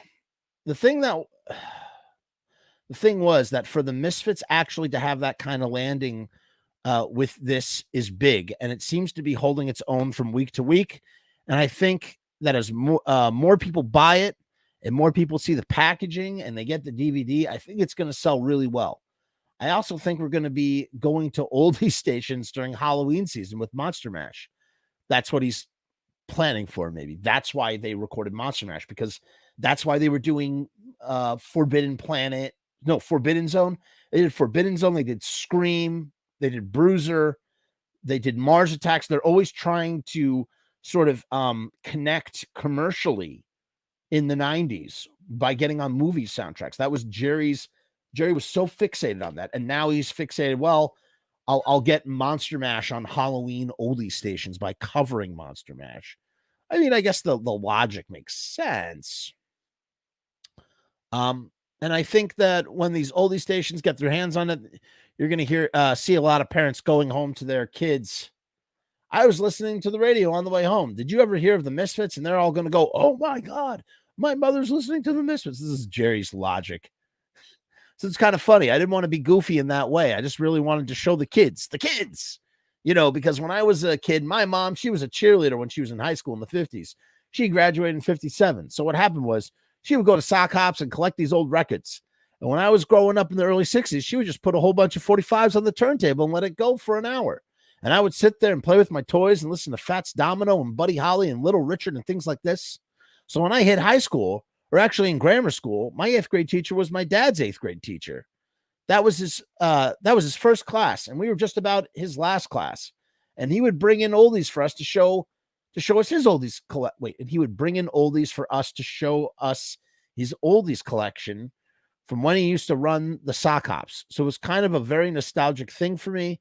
And I didn't discover real metal music probably until about 74 in that area when I was a freshman in high school. We saw Kiss's second tour. We saw Aerosmith's second tour. And the interviewer finally gets a breath in to go, oh, man. Yeah, Winston Smith here says Jerry's logic. Yeah, that it's just Jerry. Dude, it's just Jerry's logic, man. You know, it's just like he's just like, yeah, oh yeah, this is gonna happen. The parents they're gonna go crazy for the Misfits doing 1950s music, and then and you know, again, this is Jerry trying to appeal to parents in the year 2003. So those parents are not going to necessarily. Because, you know, he's thinking of his own parents who grew up in the 50s. He's not thinking about, like, what about all the parents that grew up in the 70s? Oh, there was a 50s revival in the 70s. But do you know what I'm saying? Like, that's what's so funny about it. He's just like, nah, that's the way to the kids and the parents, you know, like, try to, like, Jerry's a magical guy, man. He says, we saw Queen's second tour. We missed everybody's first tour, but then again, nobody knew about it. And once the album started to be on the radio and the kids started wearing the shirts and you found them down on the shore. I don't know if you're familiar with the Jersey Shore, but you could go win albums on wheel games. They had these wheel games. Can you believe the way he jumps? Let's wait. Let's pause for a second. This is so funny. This is too funny. You ready for this? Okay, he goes, wait. I got to find it again. He starts off talking about tours. He goes, Eric thinks that Project 1950s is the saddest ish ever. Eric, I totally respect and understand your opinion. I don't necessarily agree with you, but I would love, you can't just say that. You got to give me a little bit more, man. Come on. Give me a little more. Why is it the saddest ish ever? Is it because it uses the Misfits name? Do you still think it would be the saddest thing ever if it didn't use the Misfits name? That's the only thing I see wrong with it, truly. That's the only thing I see wrong with anything that Jerry has done since 1995, that it uses the Misfits name. Other than that, whatever. Who cares, man? Come on, Eric. All right. So, all right, ready for this? We saw Queen's second tour. We missed everybody's first tour, but then again, nobody knew about it. And once the album started to be out, so the reason why nobody knew about it is because they were just breaking. So, and once the album started to be on the radio and the kids started wearing the shirts, you found them down at the shore. So he starts from talking about seeing bands on their second tours because nobody knew about them on the first tours. And the reason why, but then they would find out because of the Jersey Shore, right? Are you following me with this so far? And then he starts talking about the Jersey Shore. I don't know if you're familiar with the Jersey. He has to explain every little thing. I don't know if you're familiar with the Jersey Shore, but you could win albums on the wheel games. And then he starts talking about the wheel games. He has to explain the wheel games. So he goes from Queen's second tour to nobody knew about the first tour, to kids starting to wear the shirts because of the Jersey Shore. Do you know about the Jersey Shore? Well, they have these games on the Jersey Shore. So that's where we're at. We're at they have these wheel games. It's like a 20-1 shot. So you put a quarter up, and if you got it, you win an album. So over the course of a week, being down there with your parents, you wound up coming home with about 20 albums. And that's how I got Kiss's first album. And then I went to see Hotter Than Hell that fall. And we got Queen 1 and then Queen 2, and they did an album about they did that album about the same year. And that's how we would get turned on to bands. So it was pretty interesting. So in the end, I thought that me reflecting on a 50s project was just a no-brainer. And it also gave me the ability to showcase the fact that I was going to be singing a little bit more here. This is where Uncle Jerry, man. It was a no-brainer because it gave him the ability to showcase the fact that he was going to be a singer a little bit here. And it really helped my game. That's the one thing. We're talking with Glenn Danzig. Hopefully we can get things back together and do a little work with him. But either way, it's time to start really writing some stuff. And I really want to write some stuff in the vein of the original Misfits. And this was the first step in that direction. See, that's the other thing about Jerry, again.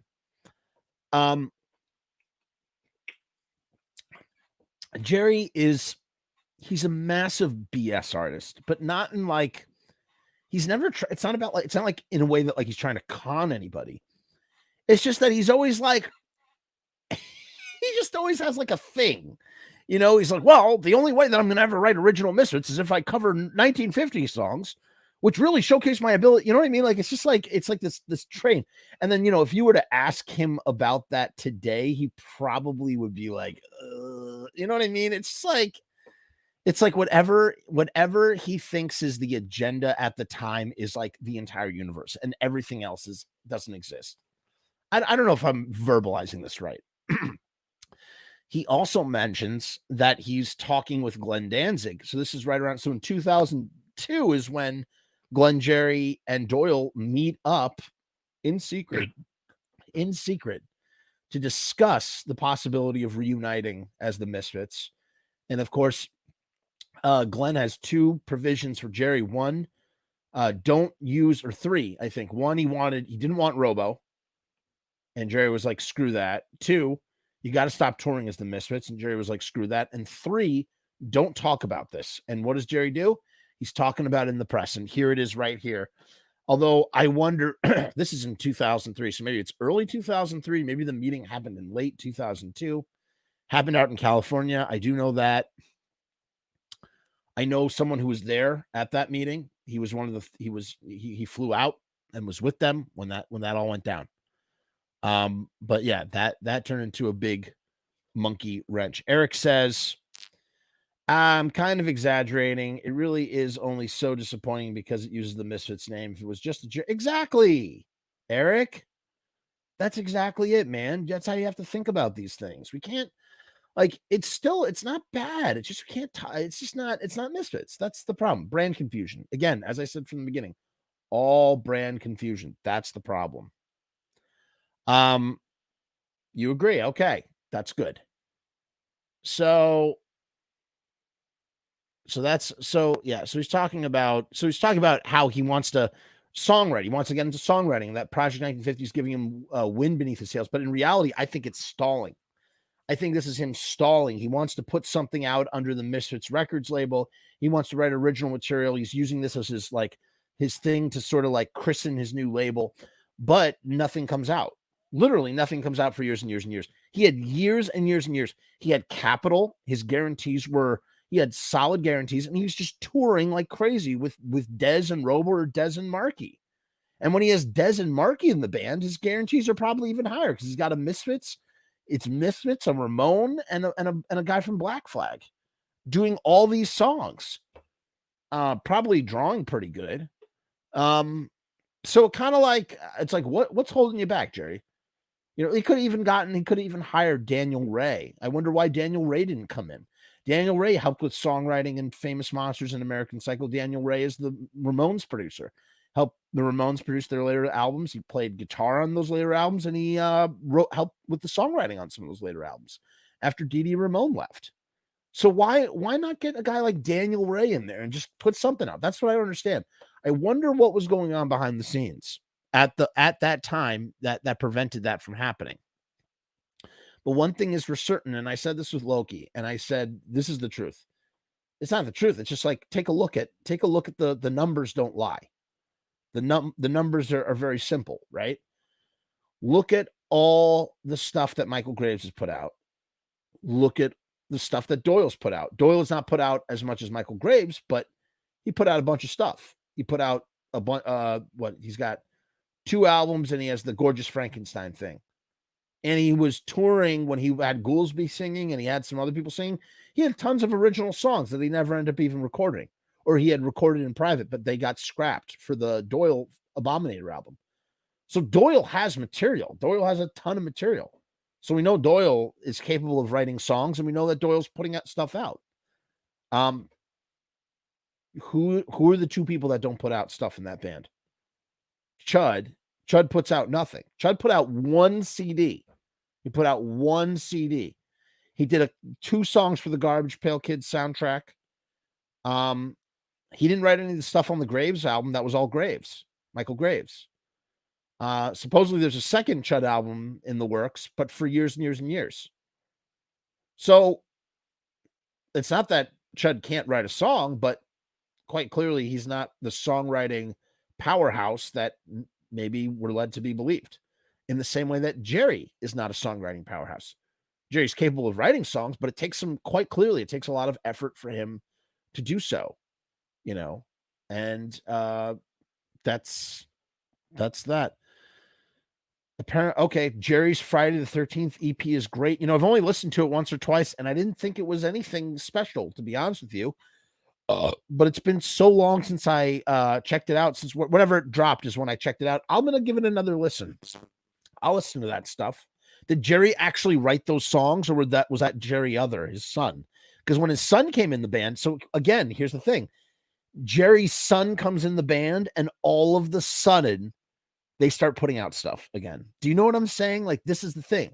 For whatever reason, Jerry's capable of writing, but whatever he writes doesn't think is good enough to put out on albums. That's why there's a huge gap that's why a huge lag in Jerry's discography and a huge lag in Dr. Chud's discography. Well, you got Michael Graves has got this guy helping him with Kickstarters. He's putting out an album every 3 months. He's got every 6 months.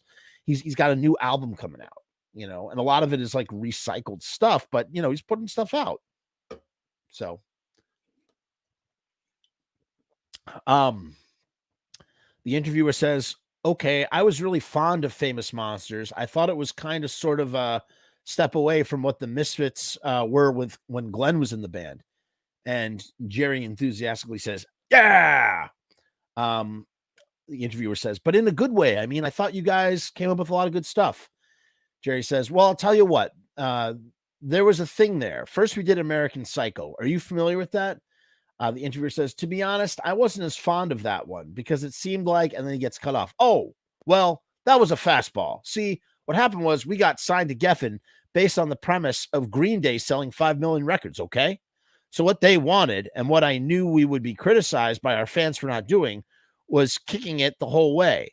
So when we wrote the American Psycho record, we really were looking for something that was nothing but a punk album from beginning to end, with no variations from the theme, just straight up. And from our fans, we got the respect from the record.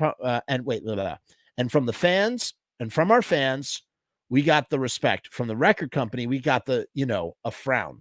And he says, because they were looking for something for the radio. They wanted to use Dig Up Her Bones, and we were using and wanted to use something much more and we wanted to use something much more crazy.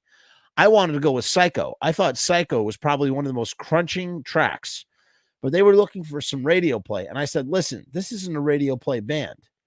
This is not really what you were looking for. What you were looking for is extreme polarity to find interest. That's what kids will find interest in. The fact that we come out and rip somebody's head off, they're going to love that.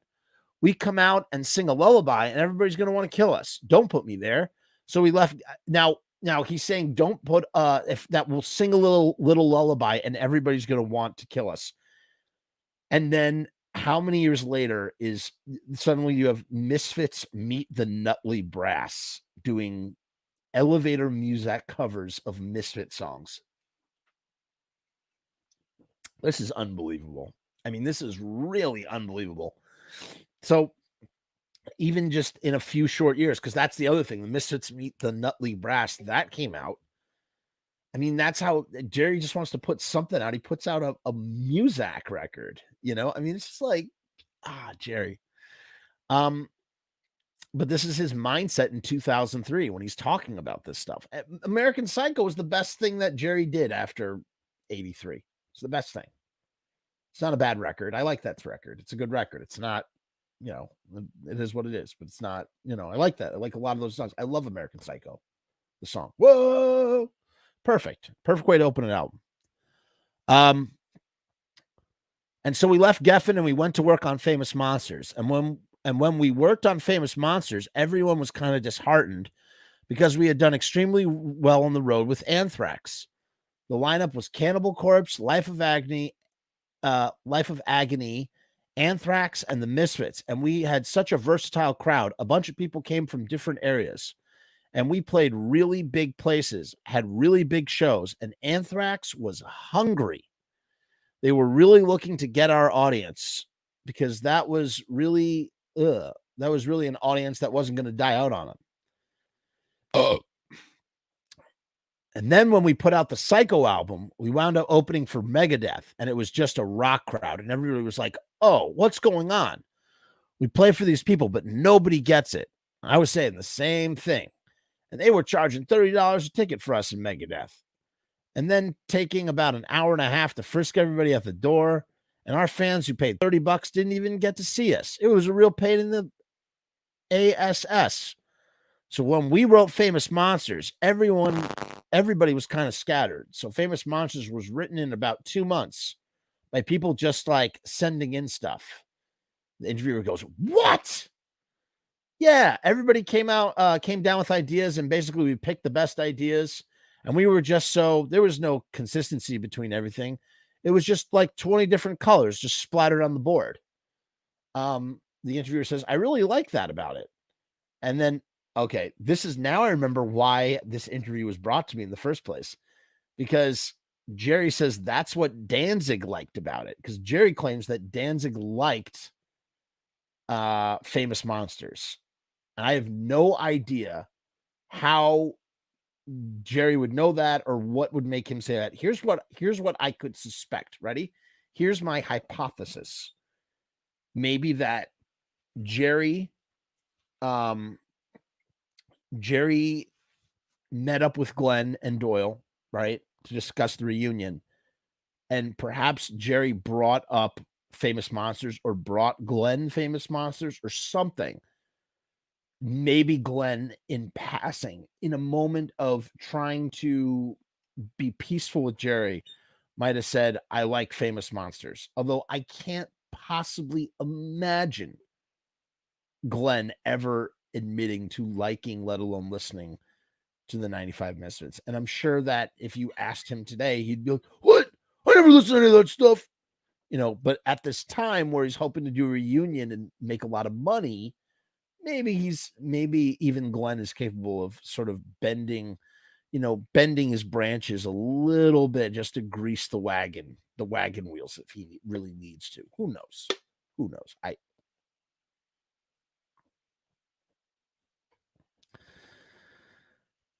Winston says Famous Monsters is my favorite non-Danzig album. I like it a lot less than American Psycho. It's got a couple of good tracks. I'd say about half the tracks are catchy, fun tunes, but it's metal. It's like heavy metal with punk. There's nothing punk about Famous Monsters. There's not much that's punk about American Psycho. These really are both metal albums, in my opinion.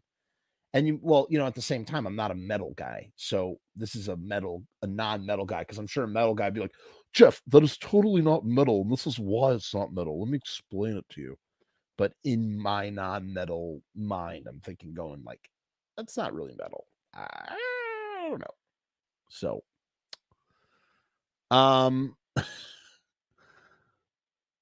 so he says, that's what Danzig, that's why someone sent it to me, because they were talking about that's why Danzig liked this record. So crazy. Oh, he liked it too, says the interviewer. He goes, well, he liked it better than American Psycho. Now, see, Doyle doesn't. Doyle likes Psycho better. And me, I like certain things about each one.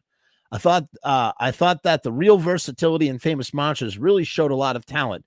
We had songs like The Sending Angel, and we had songs like The Forbidden Zone and Helena. The record company didn't. Roadrunner, we were on Roadrunner. We figured Roadrunner, it's an indie label. They got Slipknot, for Christ's sake. So why are they going to kind of scrutinize what we're doing? They wanted to cut Helena out of the lineup. And I was just like, oh my God, this song is it's got it all, And it's a favorite with the crowd. I like it too. Crawling Eye, probably probably being one of my favorites on the album. Then there was some stuff I wrote with Danny Ray. See, he wrote with Daniel Ray. So the only thing that I could surmise Yes, that explains it, Winston. Psycho is heavier, more. They're both metal. They're both metal. Yes, Psycho is heavier. I don't know if it's more metal, but it's heavier. Psycho is heavier.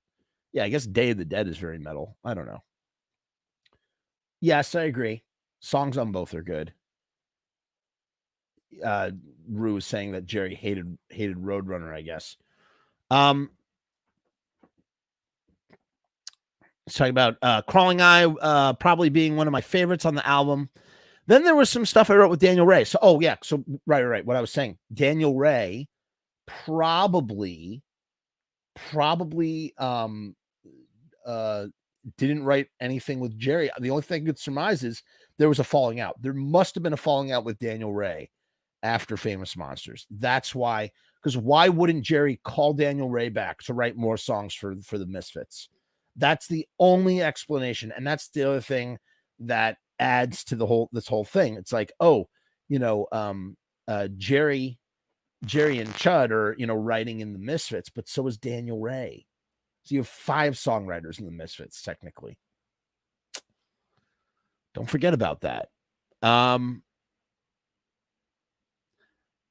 And Daniel Ray is the connection to the Joey Ramone stuff. He did not write Pets. It says right here, and he wrote Pet Sematary with Dee Dee. Danny's good. He's a good songwriter. He's a little, I don't want to say on the pop side, but very well structured songs, where Helena is like 3 different things welded together. Hold on. Let's check that. Pet Sematary was not written. I'm sorry. Pet Sematary was not written by Daniel Ray, I don't think. Let's see. Let's see if we can find, see if the song comes up on Wikipedia. Here you go. The song. I don't think Daniel Ray wrote Pet Sematary. That'd be insane. There's a great story about how Dee Dee Ramone wrote Pet Sematary. The Ramones visited Stephen King's house. Pet Sematary was just sitting on some steps, and Dee Dee Ramone in about 15 minutes wrote Pet Sematary. Ready? He said, let's see. King is a huge Ramones fan and invited the band to his Bangor, Maine home as they played New England. During the visit, he handed Dee Dee Ramone a copy of his Pet Sematary novel, and the bassist retreated to the basement. 1 hour later, Dee Dee returned with the lyrics to Pet Sematary. Shortly afterwards, drummer Marky Ramone said that Dee Dee's attitude that day showed that he could achieve his plans to leave the band and attempt a career in hip-hop music. He likened Dee Dee to King, saying that they both wrote things that people could relate to because they penetrated to the curiosity, fears, and insecurities carried around with them and that they couldn't put into words. Wow. Okay. Wow. All right. Looks like it's correct. No. It's not. It's not, guys. I'm wrong. We're all wrong. Ready for this? Here's the truth. Producer Daniel Ray, he became a co-writer by assisting with the structure of the song. So it really did come from Dee Dee, but then Daniel Ray helped to shape the song afterwards. How about that? And then Gene Beauvoir, who also produced the Ramones, didn't he do Pleasant Dreams or Subterranean Jungle? Helped give the song a more commercial style. I'm pretty sure it got some radio play. And then filmed. The music video was filmed 5 minutes from where I live in Sleepy Hollow, at the Sleepy Hollow Cemetery. Shot on a cold night in January of 1989. Yeah, man, right next to where I live. And Andy Chernoff is in it. So reception for the song was not entirely positive, as it was nominated for the now defunct Razzie Award for the worst original song in 1989. Huh? Who would have thought? Isn't that crazy? All right. Anyway, I digress. Back to but I did not know that about Daniel Ray. I did not know he helped to write Pet Sematary. That's blowing my mind. Jerry says, shabbily welded together so you could tell the difference in every part of the song. So he's talking about Helena. Danny kind of writes smooth. We wrote Hunting Humans. We wrote things like this. Danny and I wrote 10 songs in 7 songs. which I thought might be close to the record until you probably look at some of the Beatles statistics. I think what they mean to say is that they wrote 10 songs in 7 days. So I guess Danny and Jerry worked really well together. Probably Danny coming up with like the ideas musically, and Jerry, I could imagine Jerry's contribution to the music writing just being like, oh yeah, I like that. Yeah, now do that. Yeah. Oh, like sort of like project managing the songwriting. I can imagine Jerry being in that role. I know? I don't know. Just theorizing here, people. So they wrote 10 songs. I'm going to say they wrote 10 songs not 7 songs in 7 days is what they mean to say. Pretty crazy. That's definitely some kind of record. But 4 of them made it to the record, or 5 of them made it to the record. And that was the foundation. Once that happened, everybody got a little bit scared that me and Danny were going to write the album in the next 3 days. So everybody started showing up with stuff. But the thing was, we had a deadline. We were supposed to have an album out for a Halloween release, which was always big for us. We had to cram it in. And I'm really proud of that because we put it together in 2 months. And there was a lot of stuff on there for 2 months. So I do know. So here's what I do know about this. I am in possession of, I do have some unreleased Famous Monsters music. It does exist. And there are songs that I had never known to be Misfit songs, interesting, weird songs. Some of them are untitled. Some of them have interesting names. I've tried searching for them on YouTube because I thought maybe they had gotten leaked already. They have not. I know that some members of the band don't even know what these songs are, but they are songs from this. They come from rehearsals and stuff. And they're very interesting. They're very, very interesting to listen to, even if I'm not about that. Even though it's not about that. Anyway, but yeah, there was a lot of material. That's the point of what I'm trying to say. I'm really proud of that because we put it together in 2 months and there was a lot of stuff on there for 2 months. Yeah. The interviewer says, yeah, oh wow, I didn't know it was 2 months. And Jerry says, yeah, that's all it took. American Psycho, we put about 6 months into writing it and trying to fix stuff and working on lyrics and working on timings. That was our first studio album. So we wanted to make sure that that all our I's were dotted and the T's were crossed. It was a good working band for its time, and it kind of outgrew itself. So what I did was when we did the 25th anniversary tour, it brought me time to bring in guys. Oh, it brought me time to bring in guys like Marky and Dez.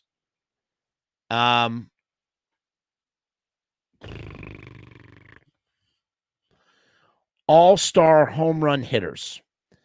And then it fell into this album because this album is really, in my case, a new beginning. If we don't lock down with Glenn, then I'm going to have to start working.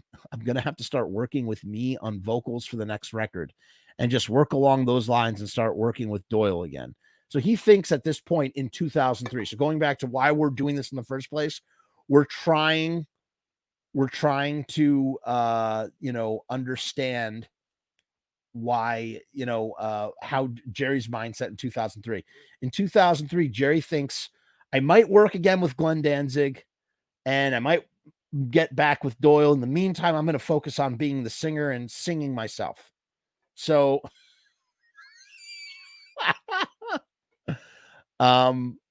whatever. Okay, so now here he kind of spills the beans about Glenn. Ready for this? God, this thing is long. Blah, blah, blah, blah. If we don't lock down with Glenn, then I'm going to start working on my vocals for the next record. Just work along those lines and start working with, as if it's his choice to start working with Doyle again. Because at this point, I don't think it's Doyle. Doyle doesn't want to work with him. Doyle doesn't want to work with Jerry right now. So now, because once again, this is the second time unprompted. The interviewer has never said, hey, when are you going to reunite with Glenn? Is there ever going to be an original Misfits reunion? Blah, blah, blah, blah. Only Jerry is voluntarily putting it out there that he's been talking with Glenn again, much to Glenn's dismay, because Glenn doesn't want this stuff to be getting out. He wants nobody to know about it. He wants everything to lay low and then come back in a big bad way. So he goes, the interviewer says, "What's going on with Glenn? I didn't realize you were talking to him." And then here's where Jerry goes, "Glenn and us, we had a few talks and we decided, hey, is there something that we can do here or something that we can't do? There's obviously a lot of distance between, but the idea is not a bad idea." So he says that he had had a few talks with Glenn, and they were trying to figure out if there's something that they could do or could not do. There's obviously a lot of distance between, but the idea is not a bad idea. And my premise. Why can't I say that word? And my premise, whatever. My premise was that I really didn't want to come back and just be a band playing a bunch of punk songs that we did back in the 70s and 80s. I really wanted to come back and work on new stuff and try to incorporate some of the new technology as far as drumming goes. The double bass drum, and I'm sure that made Glenn real happy. And, the real aggressive low end that these guys got going on. These kind of production procedures were not available to us, but now we've spawned bands like Metallica and Pantera and Manson and these other bands that come along. Slipknot, for example, have come and they got the show, and they got this huge crunching, banging around and low end that blows out your windows in your car. I mean, we haven't accomplished that yet. Not that it's something that we wouldn't easily master. I think that'll wind up working really, really well. I mean, Jerry literally, again, I say this with love, Uncle Jerry, but Uncle Jerry is a hot bag of wind who is just, he is just talking. Like he just talks. But that's why it makes him, again, that also kind of makes him a great interview in the sense that, like, man, you really get your interviews worth when you interview a guy like Jerry Only. Okay. Not that it's something we won't easily, because now he's talking about mastering technology. The guy asked him about a question about Glenn Danzig. You know what I mean? Like he's like, "Hey, were you working with Glenn?" Now he's talking about, we've spawned bands like blah, blah, blah, and, the technology wasn't around at the time. And now you don't even know if he's talking about working with Glenn or if he's just talking about himself. But I think we should come back and show all the boys that learned from us what we had up our sleeve the whole time. Just now that obviously recording technology has been so far advanced since then. We used to be 2-inch 16 tracks, and now we bring the 16-track old tapes into the studio to remix stuff, and people are like, "Whoa, that's 16? So it's a different game."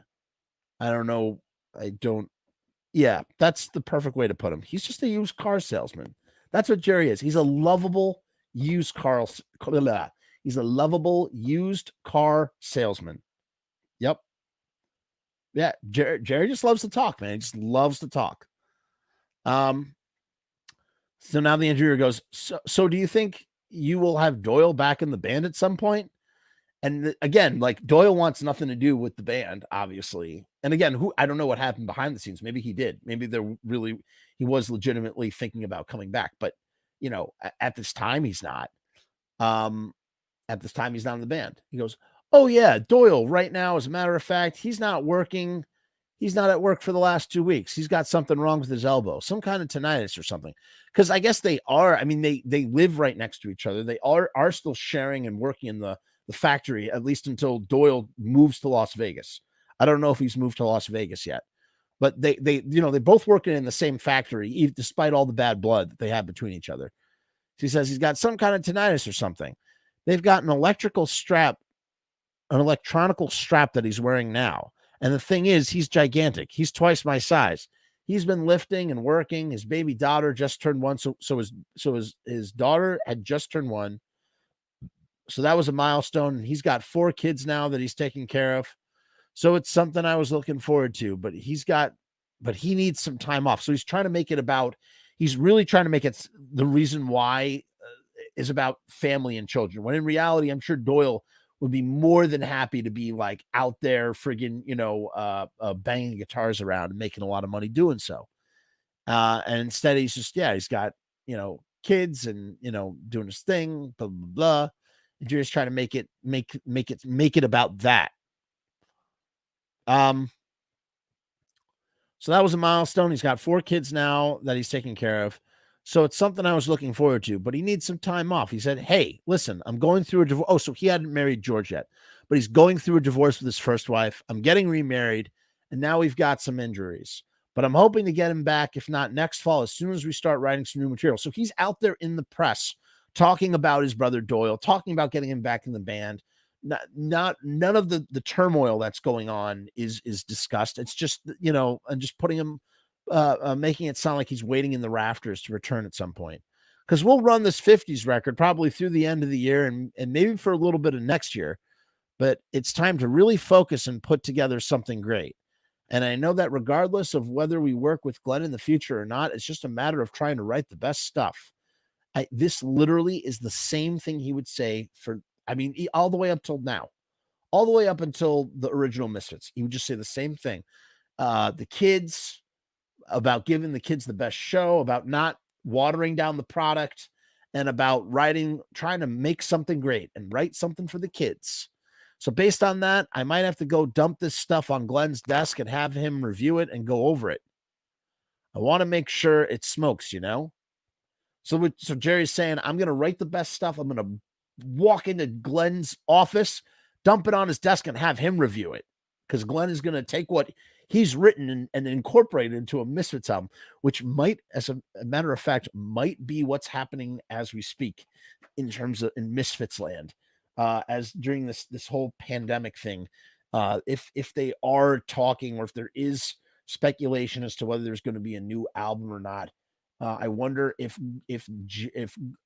Jerry and Doyle, who kind of have more weight than they might have had back then, especially with Doyle writing all these albums and stuff, might be trying to muscle in on the writing action. Who knows? I don't know. I'm king speculator here, speculating away. So he's just always, I'm just writing the best stuff. Oh, okay. The interviewer says, oh, okay. Why is he interested in? It's not why is he, what is he interested in? Oh, okay. What is he interested in? Is he kind of bored with what he's doing? And then Jerry cuts him off. He's launching a festival. Oh, so he's talking about Glenn. He's launching a festival. We had just done the Fiend Fest, and the Fiend Fest was our answer to horror punk. We had Balzac from Japan. We had The Damned from England. It was international bands. It was 6 bands on the lineup. We had Agnostic Front, which brought a lot of the hardcore kids, the kids. It was actually a really, really great band. So there you go. Shout out to Roger and Agnostic Front, who played with Jerry for Fiend Fest. So I didn't know Fiend Fest happened in 2003. I know it happened later in 2006. Why didn't they release a live album of the sold out Madison Square Garden show? That would have been cool. I don't know, man. I really don't know. That is one of life's great mysteries. You think that, considering that Glenn already owns the publishing to all those songs, why wouldn't they just put it out? They don't have to argue over the money, or maybe that's part of it. Maybe that Jerry's saying, I want a piece if you're going to put it out. I don't know. It baffles the mind, because they were they smoked that MSG stuff. They smoked that MSG show. They sounded great. Why wouldn't they put it out? I would say it ain't a mystery, baby, not to me, but it is a mystery, baby. It is to me. So he's talking about how Glenn is launching Blackest of the Black. That's what he's talking about. The interviewer says, yeah, I like them, referring to Agnostic Front. Jerry says, we went on tour with them in Europe. And the problem is, when a band goes on right before me, I never get to see them because I got to do a vocal lesson and prepare to get on stage. So the red zone for me is an hour before we go on. And most bands that open for us get 45 minutes or an hour.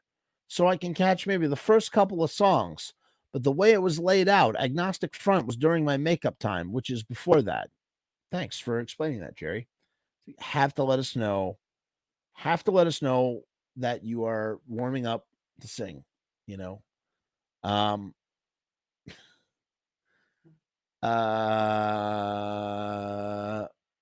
the interviewer goes, oh man, this interviewer, so many of his answers are just like one note answers. Oh, ha, ha, ha. What? I really like that about that. Oh, I mean, look at the, you could see it here on the thing. You could see it right here. Look at Jerry's answers versus the interviewer. The interviewer can barely get sentences in with the dude. It's amazing.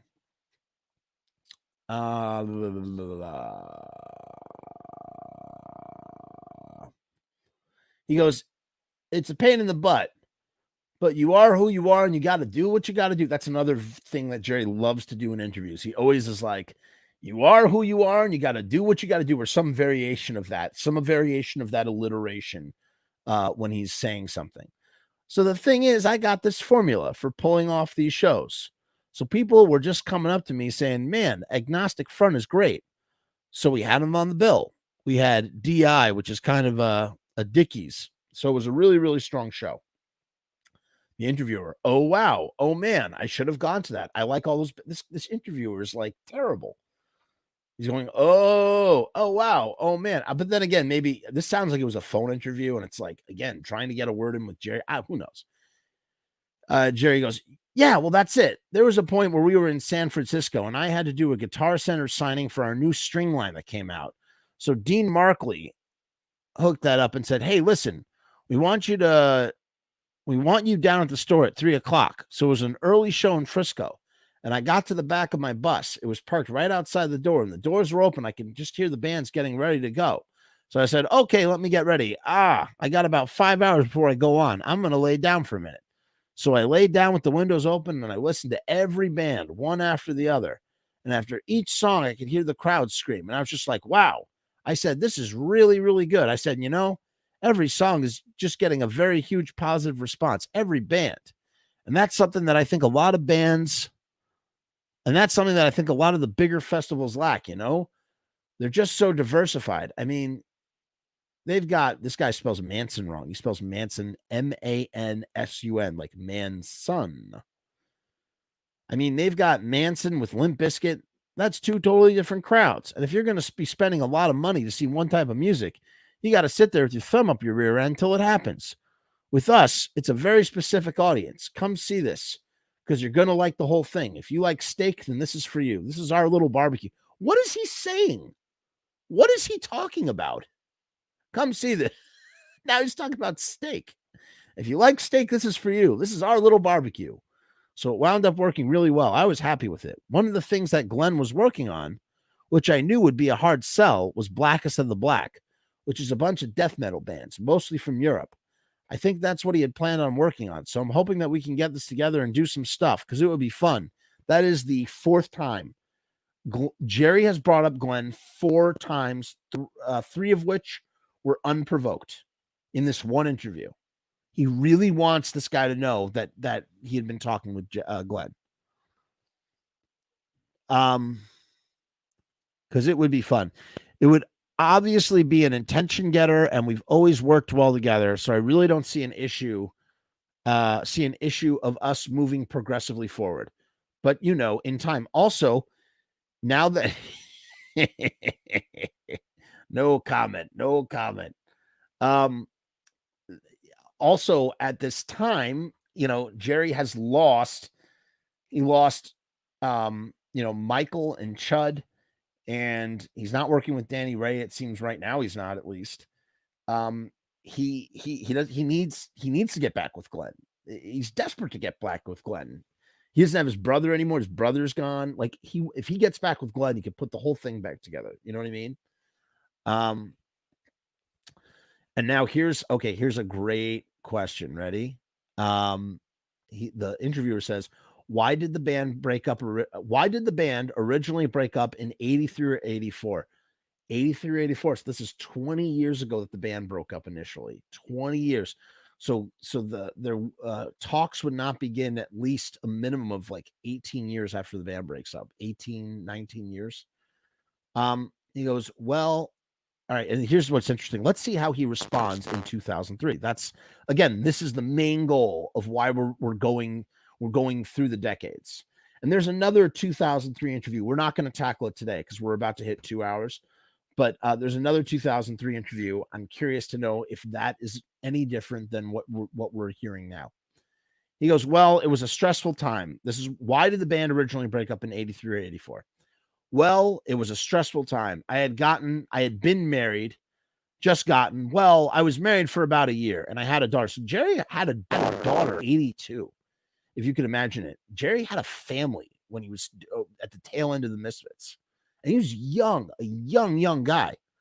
Well, I was married for about a year and I had a daughter and we weren't making any money. And it was just getting to the point where if we were going to play like I did all the time and walked out if I was going to play like I did all the time and walked out of the door every time I needed to, what does that make? Doesn't make any sense. If I was going to play like I did all the time and walk out the door every time I needed to, then I wanted it to be fun. I wanted to enjoy it. I didn't want to be told what we were going to do, or I didn't want to see egos get in the way. And it just wound up getting in the way. There were some situations where I was giving up everything I had for the band, and I just expected everybody else to feel the same way. And when I saw some things were just undoable for the good of the band, I realized I was just kidding myself. In a way, I'm very happy because I think if we were to hit the level that's like, say, Metallica or somebody like that hit, then we would have had a hard time dealing with it. I think in the end, it would have been our doom. I'm not so sure about that. I think money solves problems, right? Money will solve all sorts of problems. And then the interviewer goes, oh, yeah. And then you know what his follow-up is? Oh, okay. Yeah. He goes, oh, yeah. And then Jerry only says, well, yeah, I mean, the money, the drugs, and he goes, oh, okay. Yeah. It's hard for anybody at that level. You know what I'm saying? And the interviewer says, yeah. So 3 responses of the interviewer are, oh, yeah, oh, okay, yeah, and yeah. Whatever, a phone conversation. It's a phone conversation. That's why. And I was 23. So my brother Doyle was 18, and we had stepped out of the picture. And 3 to 4 years later, boom, Metallica hit. And I think we would have been just as well a candidate for that kind of level of acceptance based on the melodic songs that we have. I mean, they play a lot of them. I'll put it to you that way. And they do them well, better than we do. So Doyle was 18 when the Misfits are over. And he was 23. I think Doyle might have been 19. I don't know if he was 19. No. Yeah, he was 19. He would have just turned 19. Yeah. He was 16 when he just turned 16 when he started. Yeah, he would have been 19, not 18. And then the interviewer goes, I know. Yep. Jerry says, so I think it would have been good, but at the same time, I think a lot of things from a family structure point would have fell apart. And I think a lot of us being more mature, being more responsible, and having a band now is probably a blessing in disguise, right? Because you're older, more mature. What kind of stuff did you do in between then and when you relaunched the band later? I wonder what stuff that was, Jerry. He goes, we worked on a bunch of different projects. And now the interviewer finally does just, throws Jerry the gauntlet of fire. He says, I've heard of Christ the Conqueror. How does Jerry digest Christ the Conqueror in 2003? Yeah, we worked on that. Well, everybody thought we were demonic. That was the impression that was being put out there, which was basically Glenn was the band and he was into Danzig, Son of Satan stuff. So I didn't want the kids to think that. And I didn't know if we'd ever get our name back, but we did. And we also designed our guitars during that period of time. And we were just trying to get them licensed through BC Rich right now so the kids can buy them. The kids, of course. The ones we make, I think, are too high-endy, too expensive because they're made out of graphite. Wow. That's all he says about Christ the Conqueror, which was, years. I mean, they did a lot of stuff in Christ. They wrote a whole album's worth of material. They were workshopping those guitars and the songs. They almost signed with Atlantic Records. Jerry says, yeah, the guitars take a long time to make and they take 5 minutes to screw them up. Isn't that like anything? All the best stuff takes forever to make, and all the best stuff can easily be destroyed in a matter of seconds. Jerry says, I go bang them against stuff. It's almost a sin what happens to our stuff. but the equipment we were buying and hacking up to make look like Batman guitars, we decided for just about the same amount of money, we should just be able to build our own. So we got into doing that, which is a really cool, fun, creative thing to do. Like, really, like, what an interesting thing. There was a lot of that stuff wound up being preliminary work for what followed, the cycle recording and things like this. So we were pretty much prepping the whole time, building props, building drum kits. We built a giant drum kit with these huge spikes on it that glowed in the dark. So there you go. You know, like, Christ the Conqueror is a workshop for Misfits 95, I guess. And could you imagine if they would have called themselves Christ the Conqueror had they not gotten the Misfits name back instead of them or the Resurrected or whatever? Crazy stuff, just off the wall kind of stuff. Amusing ourselves. So I think probably one of the things, we had too much time with nothing to do, but we work every day. I'm in the machine shop right now. So I guess that answers that question. He's talking to this interviewer from the machine shop. Oh my God, this interview is still not over. Oh my God. You've got to be kidding me. Oh my God. All right.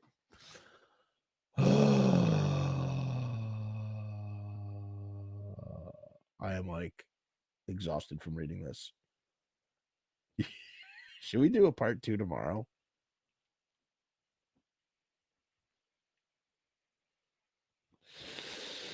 Kind of want to do a part 2. Let me see. Let's take a look. Let's see. Let's see how much is left. There's not that much left. All right. I'm gonna keep going. Do the Misfits keep you financially set, or do you have to work a day job? Well, the thing is, we have a lot of things going on. So the Misfits pretty much funds the Misfits. In other words, it used to cost me money to be in the band. When I was in the band with Glenn, Doyle, and we would take our paycheck and throw it on the counter at the music store and spend all our money on keeping the Misfits going. And then I think we got paid the last gig we ever did, and that was about it. After that, during the 80s, pretty much we had to work to support our families. And then when the new band came back out, we hit levels, but we didn't hit the levels that I thought we could have. I thought Geffen dropped the ball. I thought Roadrunner pretty much exploited our fans and took what they could from the project while putting in as little as possible. That's why I started our own label. It just came to a point where, hey, look, if we're going to sell 250,000 records to our fans, then we should be doing it, because that's your break-even point when you do a big a deal with a big label. Man, I couldn't agree more. Truly, I couldn't agree more. Yeah, I should do a part 2. You know what I can do? Here's what I'm going to do, because I had a second 2003 interview. Let's put a pin in it. Now, I'm going to come back to this interview, and we'll go and do the other interview too. So it'll be a part 2. We'll do a part 2. And then you have some comments here. Yeah, we'll wait. So what was the last thing we talked about? The Misfits. Yeah, that's it. So listen, I hope you guys enjoyed this. I am exhausted. Please subscribe to the channel if you haven't done already. I know I said that 100 times. Please like this video. There's a bunch of ways you can support the creation of this content. Feel free to do so. Look in the comments. You can buy a t-shirt, buy a cup of coffee. All of that stuff keeps the creation of this content going. We got more shows coming. Trying to have videos come out at least every single day. It's not an easy thing to do. More Pizza Punk shows coming. Eric asks, do I ever plan on doing a show about the Danzig 5 era? I mean, yeah, we gotta listen. We gotta stretch this out, baby. We gotta make this work, huh? We gotta keep it. We gotta keep it going as long as we can go. If Danzig 5 is a topic, then we're gonna do it. Maybe what we'll do, because it's been so long since I listened to Danzig 5, we'll do a Danzig 5 listening party. We'll do a Danzig 5 interview, and we'll do a Danzig 5 listen and talk about that. The way I don't know if any of you saw my review for Danzig Sings Elvis. So maybe we'll do something along the lines with that. If that's something that you're really into, Eric, I can make that happen. I'm glad you like the content. I really do. I really appreciate it. Rue Morg, thank you for joining us. And again, I want to hear the rest of that story. Feel free to jump on. Thumbs up to you, buddy. Yeah, okay, that's it. So guys, have a good Sunday. Adam really wants Howie, man. You're fiending for some Howie. I'm gonna put the feelers out to Howie. I promise. I have a list of people that I've been talking to, trying to get some episodes. I have Joe JV is coming back very soon. He's coming after Pete.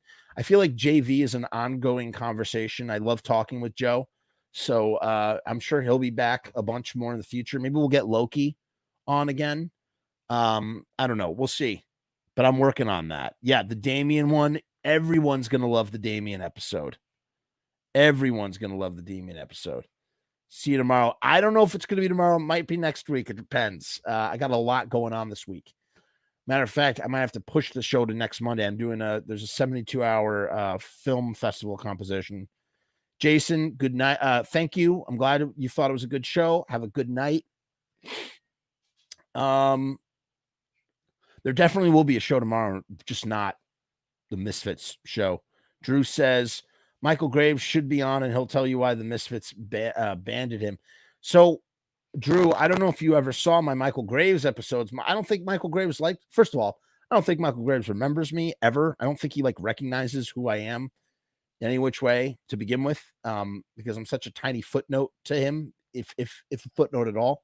That's number one. Number two, I've said a lot of negative things about Michael Graves because he, just done some pretty, I don't know. I think he said some pretty irresponsible things, and I called him out on it. I confronted him on his show, and then I did a whole episode about him. So, Drew, go seek out that episode, and you'll see why Michael Graves will never come on this show. And I wouldn't want him on the show either. So, not going to happen, Drew. Yes, Adam, I agree. JV sure can talk. Yeah, he might not like it now. Mike Graves has been very quiet. I keep track. I watch. I look and see what he's up to just to see if anything's going on. He has a YouTube channel. He hasn't posted anything recently, so I don't know. Who knows? But all right, guys. As always, peace and hair grease.